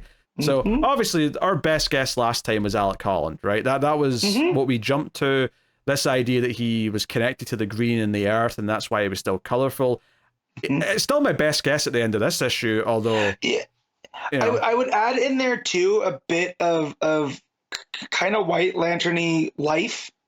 As like he seems to represent new life. And because of what is said about how when the color left the world and what he represents, and how we see him wield this power later... It definitely was giving me kind of White Lantern-y kind of vibes. Yeah, when he fires off a blast of energy later, it does look like Green Lantern energy almost. But and obviously I was expecting like vines and swampy things, shrubbery. Yeah, hitting with thorns. So that did throw me for a little bit of a loop. But he is named Alec. He is colored, you know, in green with his outfit. So there's a lot of hints, and it does make sense in this world that's lost color that the green would be what brings back. The color, so it does make sense in a lot of ways. But yeah, so basically him and Slade like work to try and patch up Addie and take her to an inn to sort of see if they can, you know, if she can get better or whatever. So we get a lot of moody stuff, the fireplace, Addie waking up and being pissed that Slade took her clothes to be washed. You know, all very hostile towards each other, all the rest of it. But basically it was during this scene though where I started to get the vibe of what the story might actually end up being, is that it started to feel a little bit like The Last of Us. And what I mean by that is that in The Last of Us, the story becomes about how this reluctant man ends up being like the chaperone to take this kid who potentially has a cure for the virus that's killing everyone across the land to somewhere. And this sets up this idea that Addie believes in what Alec is and that he's going to change everything. He's going to bring the color back, and that she's taking him to what used to be the capital of like the world before. Yeah. And that's going to like change everything. And obviously Addie seemingly is dead by the end of this issue.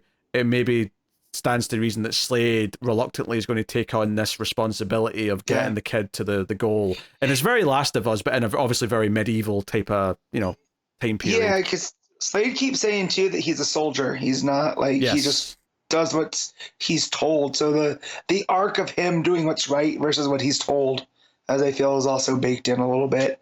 Yeah, because he says he's a soldier, and she's like, "No, you're not a soldier. You're an assassin. You just work for Vandal Savage." And she wants nothing to do with him. So she actually takes the kid, and they go off on their own. He's left watching at the window. It's just lucky that he followed them, because of course once they're on their journey, and they're talking a bit about her kids, she brings up Grant and Joseph, which is a really nice setup, because who shows up in a couple of pages later, but Rose, who apparently is also working for Vandal Savage, and she's got these big antler things on her mask. She looks metal as hell. She does look pretty badass. I love it. It's so weird though, because I'm used to Rose being the one good character in the family, but here she's like the one who's like working for Vandal and is trying to kill her own mum to finish the job. But I took this as that it's not. The sons were Addie's, but Rose was Slade's, with someone else. Because just the way that they're talking with one another didn't feel like mother-daughter type stuff. Actually, to be honest, now that you're saying that, I think that's always the case. That is always the case. I think I was just on autopilot because you're fine. Because they mentioned Grant and Jericho, so yes. Mm-hmm. Yes, Joseph. What's his name? Joseph. Yeah. Or Joey. I remember Joey being used a lot. It was Joey. Yeah, I drew a blank. I just told him it's Jericho with his mutton chops. But yeah, so Rose, of course, is interrupted here by Slade, who sort of jumps in to stop her. So yeah, great action sequences here. Really nice thing that all the panels for the first half of the book are all just these like straight boxes. Everything is straightforward. And then before the fight starts, just as soon as Rose shows up, right, you get the big full page spread of her, but then the layout in the page afterwards, the panels start being angled a little bit. Yeah. Not to an extreme amount, but the fight's not started yet. This is just when there's tension, when they're talking to each other. The panels are just a little bit of an angle and not quite straight. And then you get to like the fight actually starting, and all of a sudden it gets more complex. Well, now it's angled panels, but they're overlapping each other. And then by the time you get to the bottom of that first page of the fight, the lines of the panels are starting to have a sort of like soft or smeared effect, where they're not even harsh lines anymore. They're more sort of black streams and So it really, the layouts and the way the panels are drawn really give this idea of like stability, and then it's starting to feel like it might break apart, and then it actually does break apart when the fight starts. I thought that was really well done. There's no more gutters in it, right? Yeah. Everything's kind of, I don't want to say squished, but they're a lot closer together. There's not a lot of space to breathe. So it really creates a sense of motion and action. Yeah, but notably, when the axe flies in and stops the fight, and then it's the Slade reveal, it goes back to straight boxes again, almost like everything's calmed down for a second. And then it all kicks off again when they start fighting, then you get the big angles and big sound effects. That axe throw, too, it just looks like, you can see the axe, but it looks like a bunch of squiggles. So it's really an artistic take, on the black. So, and then it's revealed that he's just standing there, Slade, that is, and just this hello pumpkin. And it's like, oh my God, this is so good. Like, yeah, it's really great stuff. And he ends up like kicking her so hard, she lands on like the spikes of this tree. I don't think she's dead, of course. I Rose will be back for more. I have no doubt. But yeah, so she's shown up to help. And sure enough, Rose was back for more, because she then stabs. Well, she didn't even stab Adeline. She stabs Slade in the back, but the spear goes all the way through him and then into Adeline. So this is actually Adeline's, because Slade will heal, but Adeline will not. No. So she was going for Slade, or was she going for Adeline? Because I know she was trying to kill Adeline before, but the way that she's going... I think she is going for Adeline. I think this is her killing her. I think she knows she's going through Slade into her, right? Okay. But this is her doing a badass, like assassin moment. Gotcha. But yeah, so yeah, we get the whole, like, she stands above her, and yeah, like Adeline dies, and basically she's standing above her with the blade in her hand.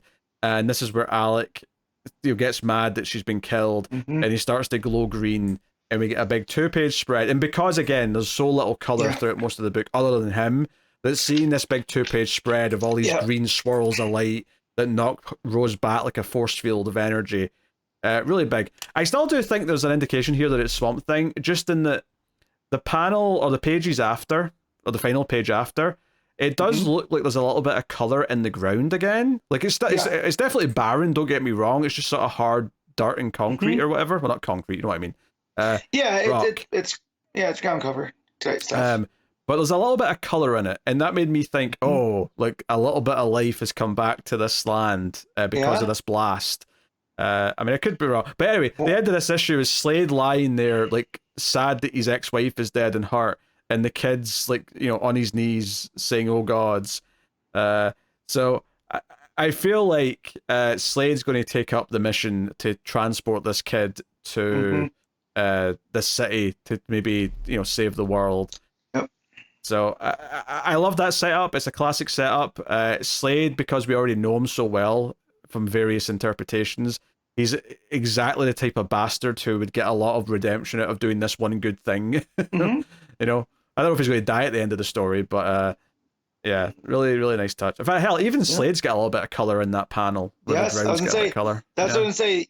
You can see the color scheme, and it's that of his regular uniform, right? With the boots and the red and the blue and all that type of stuff. So you see that, and on the ground, and then as it peels back, the color all leaves again. Yeah. And Slade's left in black and white now, like in the colors. So very, very well told stories here. Like this art is fantastic. Like you mentioned, the fight sequences and the way that they meld together with that sense of motion, a lot of grade A work. Yeah, the art's phenomenal. My best guess is still Alec Holland, although there's still room here for them to swerve us and like tell us it's something else. I mean, they've done that before in this world in Dark Knights of Steel. The whole concept of the Green Man, and all that. So once we got to this part and with the way that all the colors hit at the same time, it made me think of Brightest Day, and just how all white light is the culmination of all the different spectrums, right?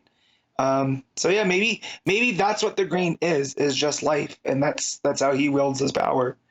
But yeah, we'll see. Or if he does become Swamp Thing by the end, that'd be cool too. I'm not mad at that. I think I'll be surprised if it's a White Lantern thing. Well, no, I don't necessarily mean White Lantern. I'm just talking the concept of life, and that type of energy that's at play here. Well, who do you think he is then if he's not Alec Holland? Well, he could be Alec Holland, but I don't necessarily mean that it's just the green. You know what I mean? Okay. That he's tapping into. It's all of them, and that's why it comes out as all the colors, right? It's the red, the green, all of that type of stuff, and not in the Green Lantern way. Right? By the way, just while I keep saying that my best guess is Alec Holland, I do acknowledge that in most versions of Alec Holland's story, he becomes Swamp Thing as a man, and it's got nothing to do with him having powers as a kid. But just based on all the information we have here, that still feels like the best guess I'd have to give. And after all, it is an Elseworld, so rules don't necessarily apply the same way they do to the. I do love universe. Though that you have the Slade and Adeline and Rose dynamic is still pretty much the same. Same with Vandal Savage, so they get you with that, and then when they do change something like Alec Holland, right, and making him this kid with powers, it makes it feel like a special story. Yeah. Although Rose feels like more of a villain here based on this one scene. That's the one thing I'll say. So yeah, I actually almost didn't read the backup to this, not just because there's a couple of pages of credits before you get to that, and I didn't see it. You thought you were done? I thought I was done, and then I'm like, oh wait, there's a backup to this. That's why Tom Taylor's credited. Federici and Taylor. Yeah, it's Federici. So yeah, the armies of the different Atlantis tribes, or Atlanta versus or Atlanta versus Atlantis. Right, so we introduced the Waynes last issue with Jim Gordon and all that stuff. Kents, right? And Waller as well. Not the Waynes. Sorry, the Kents. It was because remember the Waynes are royalty. I flipped up though just because they find the The baby. The baby, yeah. Yeah. I was mixing myself up there. Yeah, but yeah, we learned Jim Gordon and the Kents this issue, and no wait, it's the Waynes. No, it's the Kents. No, do you know what it is? Do you know what it is? Do you know why I'm confused? Martha. It's the word Martha. The goddamn word Martha, and the fact that both of their goddamn mums is called Martha. I wish that never became a thing. I really do. anyway, that's besides the point. So yeah, like, so what are the? Is this maybe someone specific? The water. I don't know. It feels like Tempest, just with the way that he looks. Yeah, it's Tempest-esque, but I don't know if it's meant to be specifically him. I don't think it's Garth, but it's definitely of that. It's an Atlantean sorcerer, right? Because he's waterbending. Yes. Here. Yeah. So basically, this like messes with the armies. But this great full-page spread of the water swirls going towards the armies, and like the next page is like all the people in the water just like hitting buildings and stuff that because they can't really do anything about it. So basically, Jonathan and Martha find a baby in the water, and Martha's determined to save it, even though it's like, well, there's no way that baby can be alive, but she's determined. So Jonathan helps her, and they pull the baby out, and the baby's fine. And it turns out the reason why it's fine is because it can breathe underwater. And then out comes, I don't think we know for sure who this is, although we can make some guesses. I'm pretty sure it's Atlanta. Yeah, I'm pretty sure this is a young Arthur Curry they've just saved from the water, which is interesting. He is blonde, so it goes that far. Yeah, makes sense. I will say too that the general at the beginning, right, to show the difference between Waller and the generals, like, you look, we're not going to do, because she wants to fire the arrows, right? But he's like, don't fire yet. And Waller questions him on it. He's like, I see two groups at odds, and I'm not going to attack a potential ally. Right? It's like, we'll wait. And then you see, what Waller does in the main story that we've already read, right? Where she's putting everybody against each other. I thought that was a real, nice character beat. And to find out that general is Wildcat, because when Gordon gets up, they're like, he's worried that he's dead. And I think it's Jonathan. It's like, oh, he's been dead before. It hasn't stopped him. He has like 9 lives. So I thought that was pretty fun as well, bringing that in there. So yeah. No, it's interesting. I mean, the last chapter of this story did talk about an heir. That was what Black Manta said at the last issue. Yes. Was that we have to stop the false heir or something like that. And so this baby's obviously what he's talking about. So we're building up a different type of Aquaman lore for this world. So it's making me wonder if because she even mentions that he's half human. I wonder if that's why he's the false heir, right? That his father's, which again does imply it's just Aquaman, because right, that's Aquaman's whole shtick. Exactly. So. But yeah, I'm wondering if that's what the war is being fought about. That they're, Atlanta is the rightful ruler, right? But she had a half human baby. Now he can't have the throne, so Manta does whatever. But I like seeing this, this version of Atlantis drawn by Federici again. So if we can get back there, that'd be awesome. But this is pretty good throughout. For sure, art is absolutely stunning. That full page spread with the water, being thrown effectively at the armies is just simply gorgeous. Even the detail in the cape in the foreground of I don't. Yeah. Again, it's weird if it's Tempest, I guess, just because Arthur's a baby. Yeah. But that's why I'm just gonna say it's an Atlantean sorcerer, right? Just because that's kind of what Tempest has become. To be fair, I think this is set in the past though, because if you remember correctly, it is. Yeah, because the Kents did show up in the first Darkness of Steel. And they've talked about raising children before. Yes, right. Yes, because I remember it was Bruce who went to go and sort of spend time with them. Yep. I mean, that's not why he went. He didn't go looking for them. But he ended up. But he ended up there with them, and that's they nurse him back to health. Yeah. And they mentioned that this is not the first time they've done this. So I'm wondering if they end up helping getting Arthur away. Yeah, so I mean, I guess it sets up perhaps if there's going to be a straight sequel at some point by Taylor. I wonder if he's doing all this to set up like what Atlantis is in this world for whatever story he's got planned later. That would make some sense. So there you go. No, very good again. This was another very pleasant read, both in the main story and in the backup. I think it's so weird, like how much. I mean, I enjoyed Dark Knights of Steel. I think this book is significantly a step up from it, which is wild. I won't disagree, and I like Dark Knights of Steel more than you did, but the entire Slade Viking stuff and the thematics of the black and white and the color. Do you know what I think it is? I think both the main story and the backup just feel more focused, so I can get into what they're doing a bit more, as opposed to having to keep straight all the different things that the world's setting up and all the rest of it. I don't know. But plus, the fact that they both have extremely fantastic art is not hurting their case either. Not at all. So, what are you giving Dark Knights of Steel Allwinter issue 2? I'm gonna give this a 9. Yeah, I'm giving it a 9. I think it's excellent. It's rising up the ranks of being what I'm looking forward to. Maybe not the most, because it is the same week as Nightwing, but that said, Taylor's not on Nightwing for much longer, so true. I'm glad there's something else I'm excited about on this. I mean, there's other books I'm excited about too, but anyway, point is excellent. So very good. Jenny Sparks issue 1. Tom King writing with Jeff Spokes on the art. So this is Tom King's newest miniseries. Now, it's not a 12-issue book. They're only giving him, I think, 6 or 7 for this one. But it's him taking a character that I'd never heard of, and presumably he's going to make me care about her, because that's what he's done with all the other characters that he's taken and written books about in some form. Oh, the old Tom King special. Yeah, or in some cases just written new characters, because all the characters in Rorschach were basically just new. Yeah. So he just kind of took the idea of Rorschach and was like, what if I made this a political thriller? Yeah, it's interesting. So this was a bit of a puzzle to read at first, because there was so many characters that was introduced in his 2, and I'm like, how does this all fit together? But in that true Tom King form, by the time we got to the end of the issue, it did all click together, and I'm like, God damn it, he's so good at this. He's so good at making me think I'm not following it properly at the start, and then at the end being like, oh no, this is just all, it all fits. Okay. Yeah, so once we kept seeing these characters interweave into things, and then we'd have, there was almost like a pattern to it, and we get to the Jenny parts, and I'm like, all right, I need to pay attention to this. This is the crux. Everybody else, I feel like he's setting up for something later.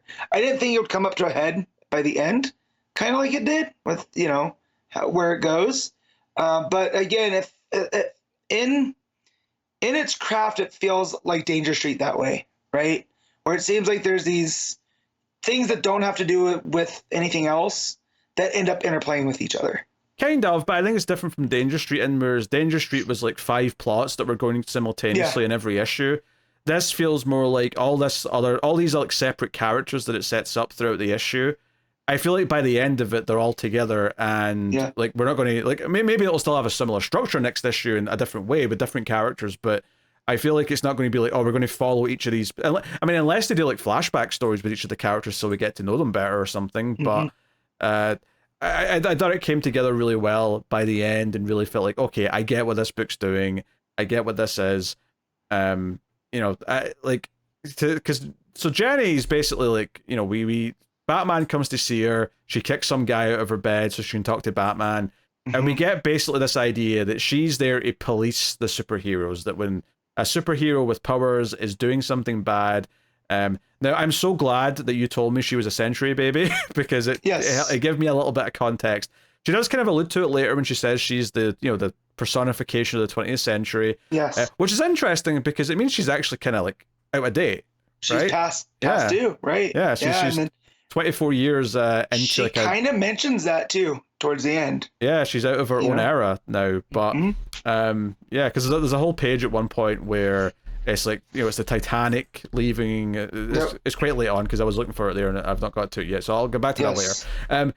But yeah, so it's like, okay, something's happened, something's going on, and Jenny's been called in, and she has a bit of a contentious relationship with the superheroes. She's very, I don't know, nonplussed when talking to Batman, shall we say? Yes. She does not care that it, no. Like, she has this whole vibe. It's kind of Constantine-esque in that way, where you feel like she's just living her life regardless of all this, all the other superpowered people, and she's just there. And she's very acerbic about it.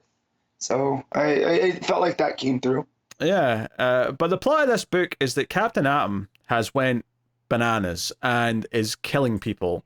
And he's also constantly turning between like his Captain Atom look and his human look, where he's just butt ass naked. Yep, he is shifting. So he'll go from like naked to uniform to Captain Atom, back to uniform to, street clothes. And I'm also wondering if this is because Dr. Manhattan was based off of Captain Atom, right? Yeah, the whole Charleston aspect. So I'm wondering if this is a take on Dr. Manhattan, and that type of stuff.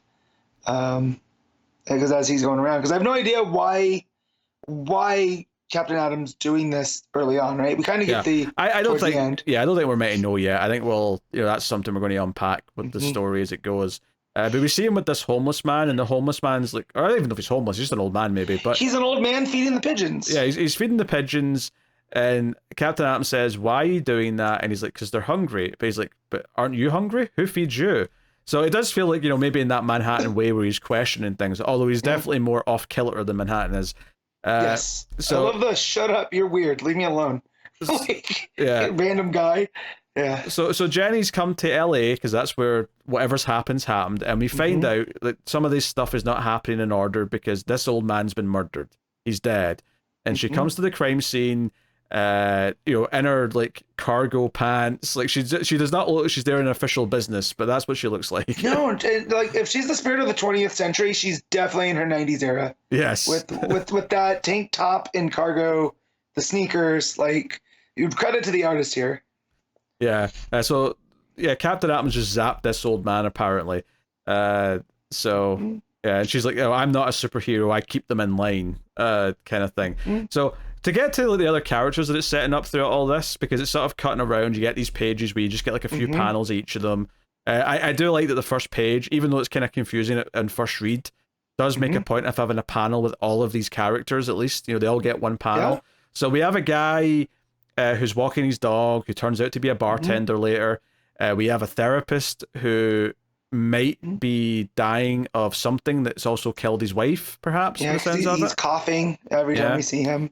There's a woman who's a judge who's dealing with all of her cases and doing that and have been too busy for her family. And her home life is paying the consequence. Yeah. There's a woman who's just started being a lecturer at a university, and she's teaching a film class, but she's feeling inadequate, like no one cares that she's doing it well or whatever. And it seems like she might know the judge because they seem to be holding hands in the bar at the end, which we'll get to. There's like a sleazy movie producer character who's like riding about in a car and like always on the phone on his earbud. Yeah, like an agent, right? Yeah. You'd think. He's always holding the cup of coffee and doing all that stuff. So we keep coming back to these characters throughout, and it's like just giving us a little bit of them each time. How much this guy likes his dog, how much this woman cares about teaching this movie class. But at the same time, the gut punch of seeing the second panel of that a few pages later, where she's looking up at the empty classroom and she's just like got her head down because it's like taking so much out of her. I would definitely enjoy taking that class because the class is Orson Welles, John Ford, and the use of deep focus. I'm like, yes, Tom King, tell me more about your film theory. Yes, I will happily read more about this. But yeah, that's a really great page actually, because that's the one where there's 2 panels per character. So there's 5 of these characters that it's introducing us to, and each one gets 2 panels on this page where you see her looking at the empty class, you see the agent, like he's got the happy-go-lucky attitude up, but he's like complaining that no one can figure out how to make these streamers profitable, which is a very real thing that's happening right now. Which I think is also funny, knowing that Tom King had a New Gods project in development. Yes. Right? So I feel like that's him also taking a bit of a shot here. Maybe, yeah. Maybe he'll even talk about how some movies have been shelved and will never get released, despite the fact that they might be perfectly fine. You've got the guy saying goodbye to his dog, the bartender. You've got the therapist at one of his appointments, and you've got the judge handing out a restraining order for this woman who's being abused by her husband or whatever the story is. So you get a sense of these are all people who care about something. I mean, the agent character's maybe the standout here in terms of how he seems a bit more materialistic. But the other 4 all feel like they're doing something to help people. Like, the guy's looking after his dog. This woman cares about teaching. The judge is helping people in need. The therapist is literally doing that as well, even more directly, perhaps. So it's setting up all these different people, and of course you're like, okay, what are all these different people like building up to? What is all this?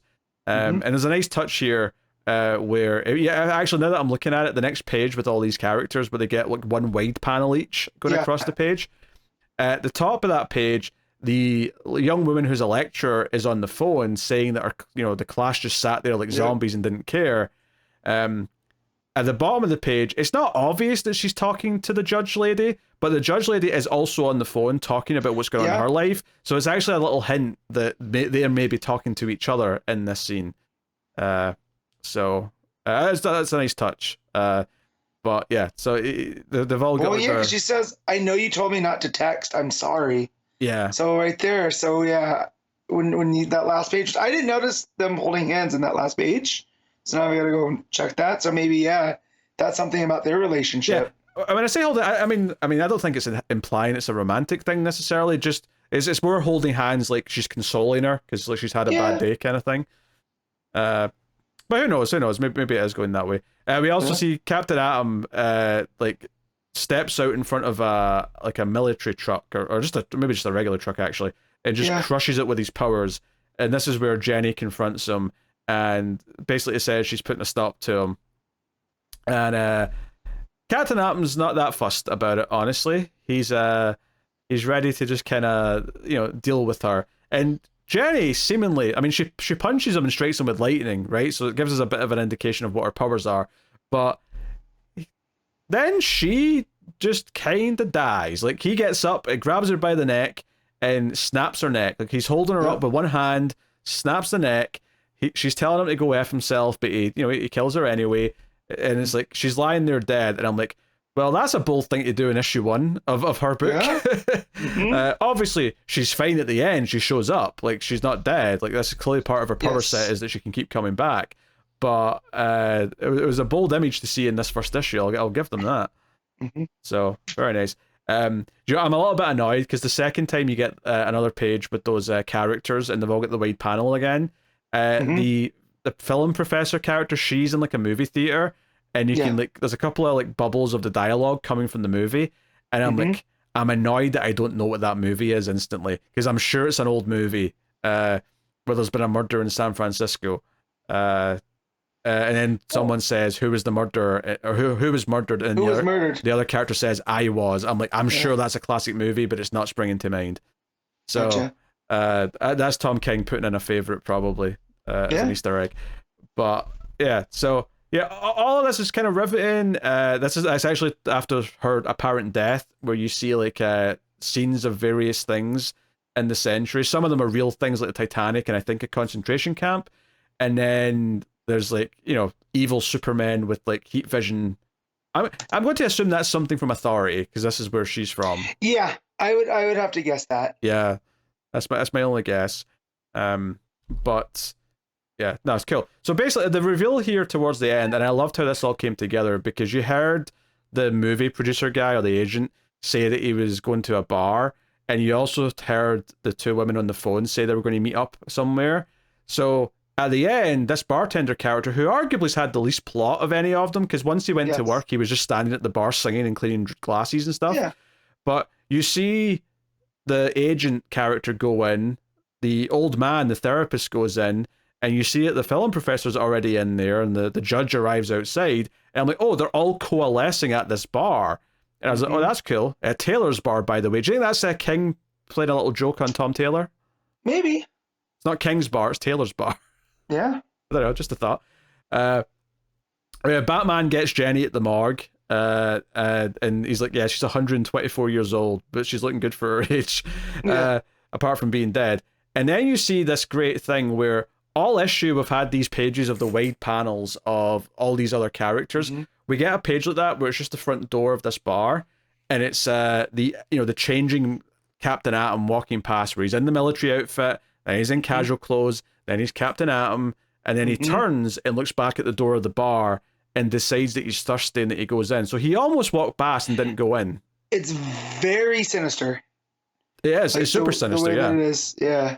Because basically in that moment you sort of feel this pang of like, oh no, are all of these people in trouble? Because it feels like they're now. My friends are in there.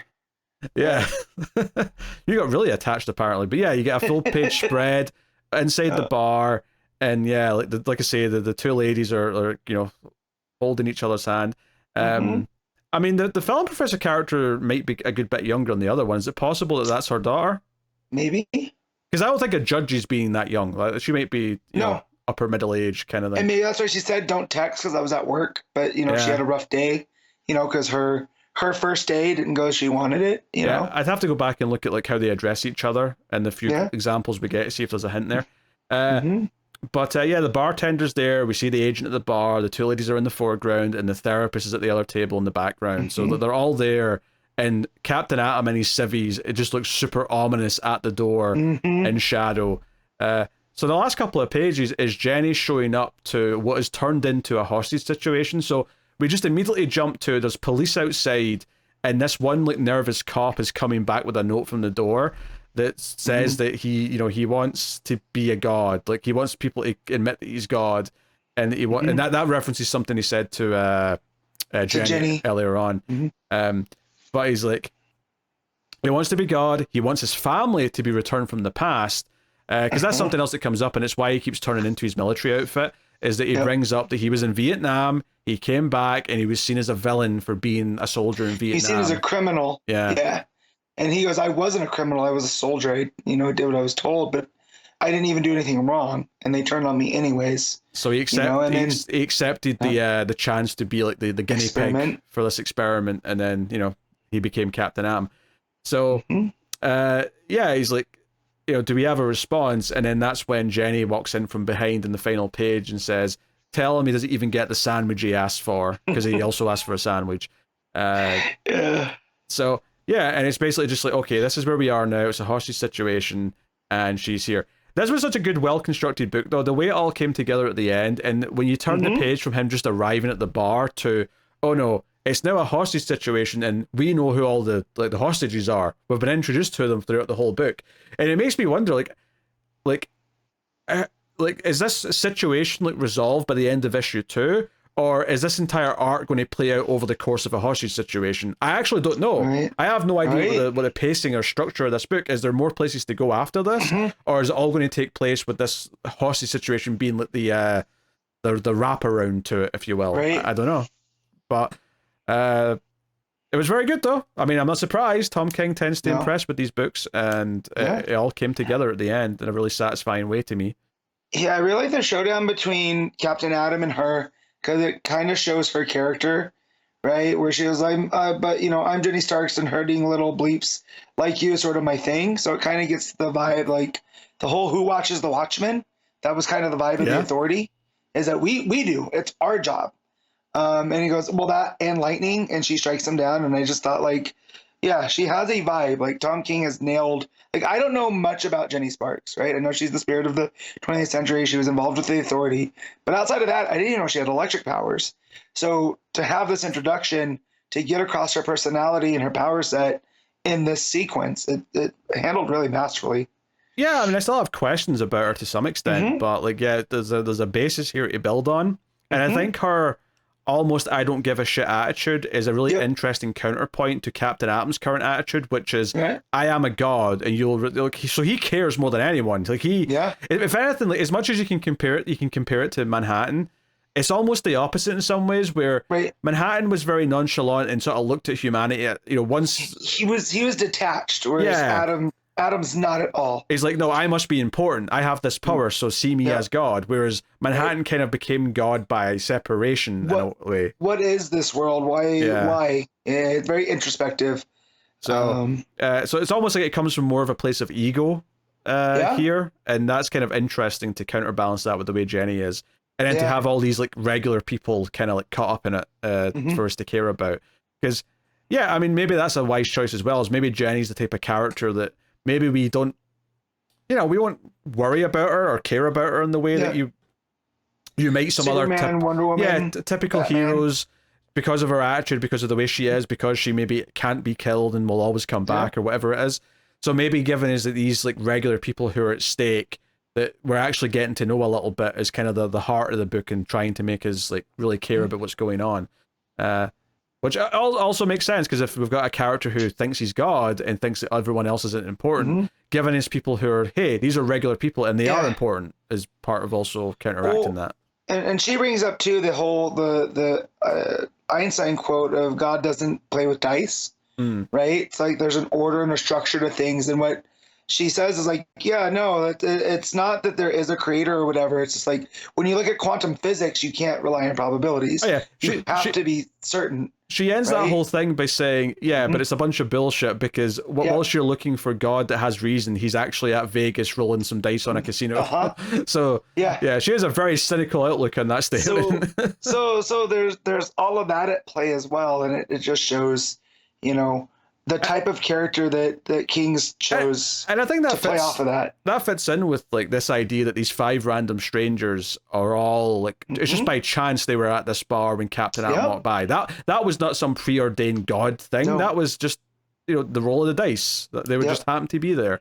Well, and then even Adam calls her blasphemous, with the way that she talks to him, because if he is a god and all this other stuff, and it just those dynamics are already here. Like, Tom King really knows how to write the hell out of a first issue, I mean, he's got us talking about themes. He's got us talking about like where we're going with like these characters. But also it's just like it's like a puzzle of an issue that all fits into place by the end, which is a really satisfying experience. For sure. So I got that movie that it's from, and it's not that old of a movie. Is it not? What movie is it? It's called DOA. It's from 1988, starring Dennis Quaid. Okay, I don't feel bad because I don't know it. I assumed it was like a noir from the 40s, so I am. It says a man staggers into a police station to report a murder. A cop asks him who was murdered. I was. He says the man is a college English professor who has been told his body contains a radioactive substance that will only give him 24 hours to live. Oh, that's interesting because Captain Atom's obviously got radiation things going on. Yeah, that's interesting. Right? That could be an interesting little thematic link. Once we get more of this story. Of course. So again, and that goes against the whole gambling stuff, right? Tom King put that quote on for a reason, right? Well, I think it might tie into like what. Obviously, we know what Captain Atom wants now, but like what incited this change? What incited him to actually start doing this and acting like this? I feel like there's more to explore there that we'll probably get to later in the book. But safe to say, I think we're on board because it's very good. And Connor would probably hate it if he read it, but that's okay. I hate that he's put that into my head, because now when I'm reading a Tom King book, I'll be like, oh, all of them sound the same. I'm like, no, they don't. Jenny has a very distinctive way of talking, right? And it's not just the cuss words or whatever, but there's a tone to how she speaks versus Batman, right? Yeah. Like so not everybody sounds the same, and that drives me nuts. Is that his go-to for every Tom King book. Like, Tom King books have faults. They're not all of them are perfect. Some of them are real close, but but yeah, I don't understand that man sometimes. But no, it's very good. Unsurprisingly, it's another winner from Tom King, at least based on issue 1.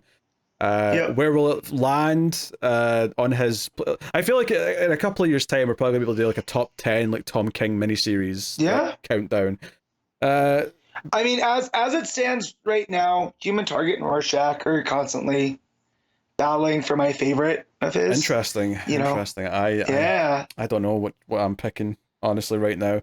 Penguin's getting there though too. Like. Yeah. Oh, Penguin's an interesting one because Penguin's an ongoing. Because I wouldn't say that's eligible for like a miniseries like countdown. But so you're talking about the maxis, or minis like the 6 issue. Supergirl, Woman of Tomorrow counts too. 8 issues. This will count as 6 issues. But it's interesting. Anywho, Matt, what are you giving J. Sparks issue 1? I'm gonna give this a very enthusiastic 8.5.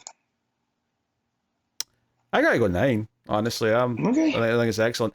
We didn't mention the art much, but the art is very solid. Like, if anything, the only negative thing I can say about the art is that Tom King's had such great artists that this is probably low ranking on his artist list in terms of like who he's had. But that's not because it's bad. It's very good. It's very good, consistent art. It's very expressive and tells the story extremely well. Very muted colors as well, which I think fits the tone. But like it's only by comparison to all the other insane artists that he's had that Jeff Spokes comes out towards the bottom of the list, which is insane. Yeah. And like the orange haze that goes over LA too. Yeah. Very, very on brand. So the colors is also working really well. So yeah. And given that the character has got a bit of an attitude, it makes sense that the expressions have to be there to sort of help. Like, the dialogue will only get you so far. You need to have the visual kind of back it up. So, for sure. Very good. And yeah, the suspense is handled really well. Even just that bit towards the end where you've got that young rookie cop like walking back slowly, and like the other cop over the megaphones like saying, "Hey, just what left and right, one step at a time. You're okay." Like you can tell that this young cop's scared out of his mind because this Captain Atom could open the door and just zap him at any point. Like he's terrified. Like he's any safer when he's back behind the cop cars from Captain Atom. Like no. So yes, very good, very good. J. Sparks issue 1. So that'll bring us on to the final part of the show where we pick our favourite stuff of the week, favourite panel/moment, favourite cover, favourite art, and of course our top 5 books. And we had a decent number of books this week and some of them are very good. So we've got some books fighting it out this week. So we'll start off with panel/moment. Matt, what do you have? Okay, so I mean, Wonder Woman had some fun ones because they were comedy based. The stuff with Damien dangling, Captain Boomerang. I thought that was a lot of fun. We talked about Montos's layouts and Green Lantern War Journal.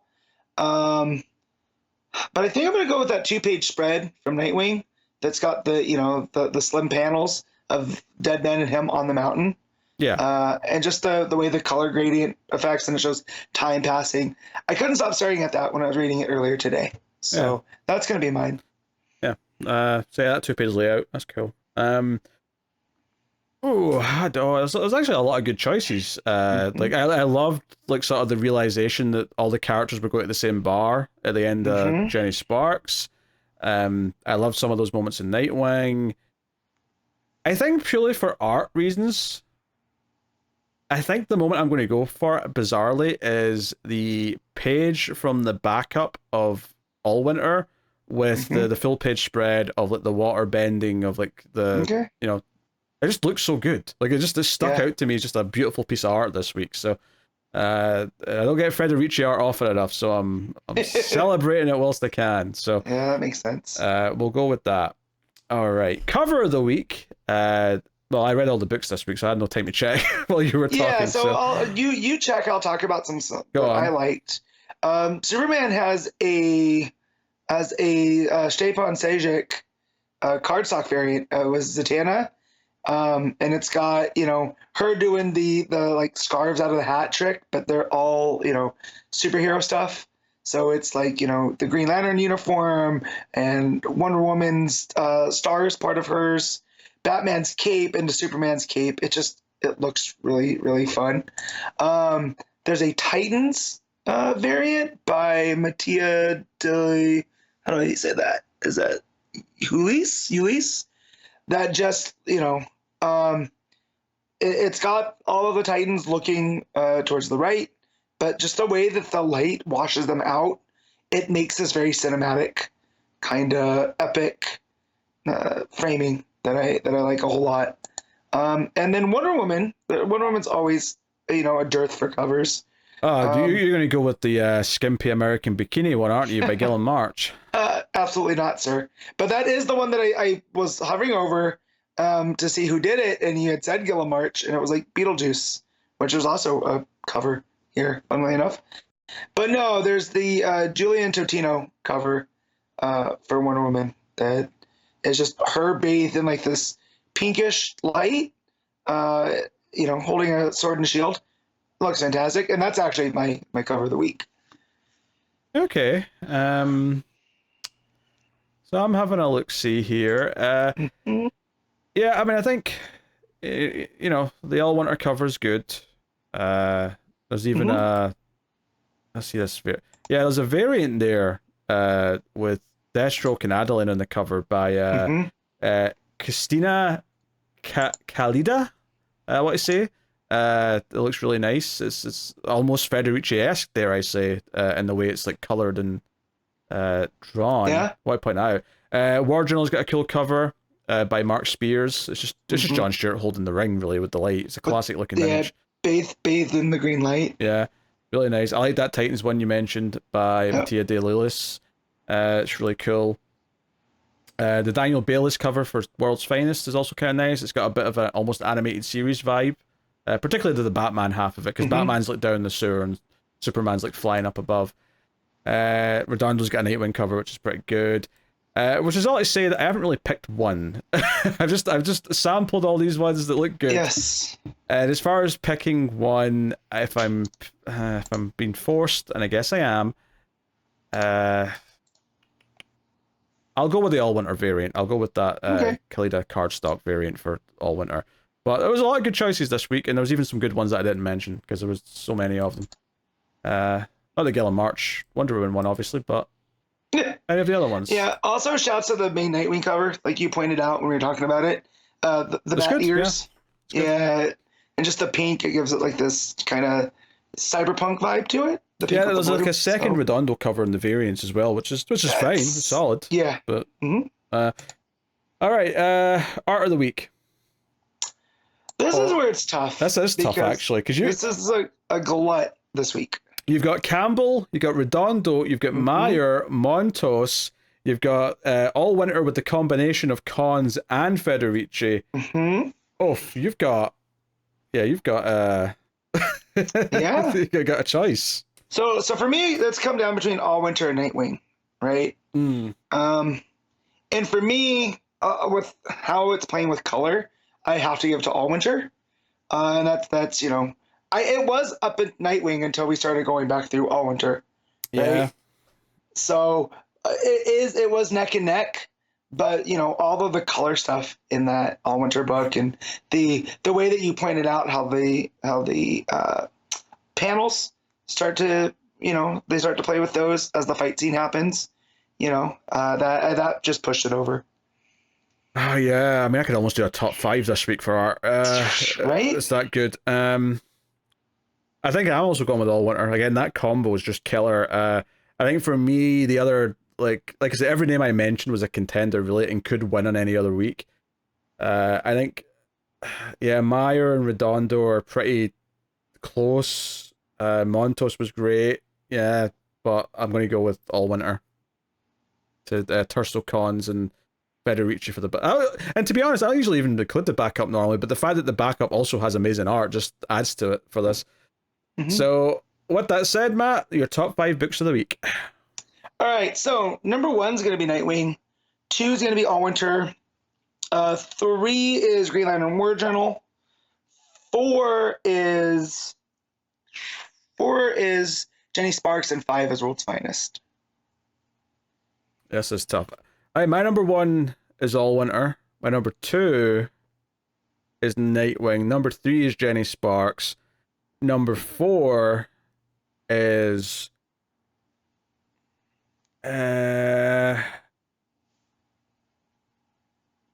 Wonder Woman, and then 5 is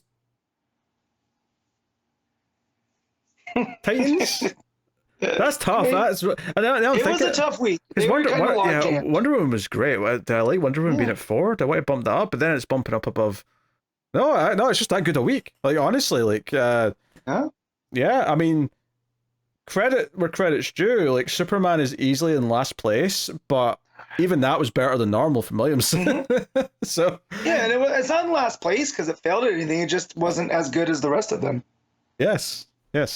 So I will tell you now what's coming next week from DC Comics.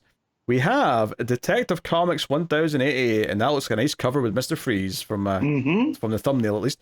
But yes, Detective Comics 1088, Green Arrow issue 15, The Flash issue 12, Zatanna Bring Down the House issue 3, Batman Brave and the Bold 16, Absolute Power Task Force 7 issue 5, Hellblazer Dead in America 8, Batman Offworld issue 5, that's back. Hey.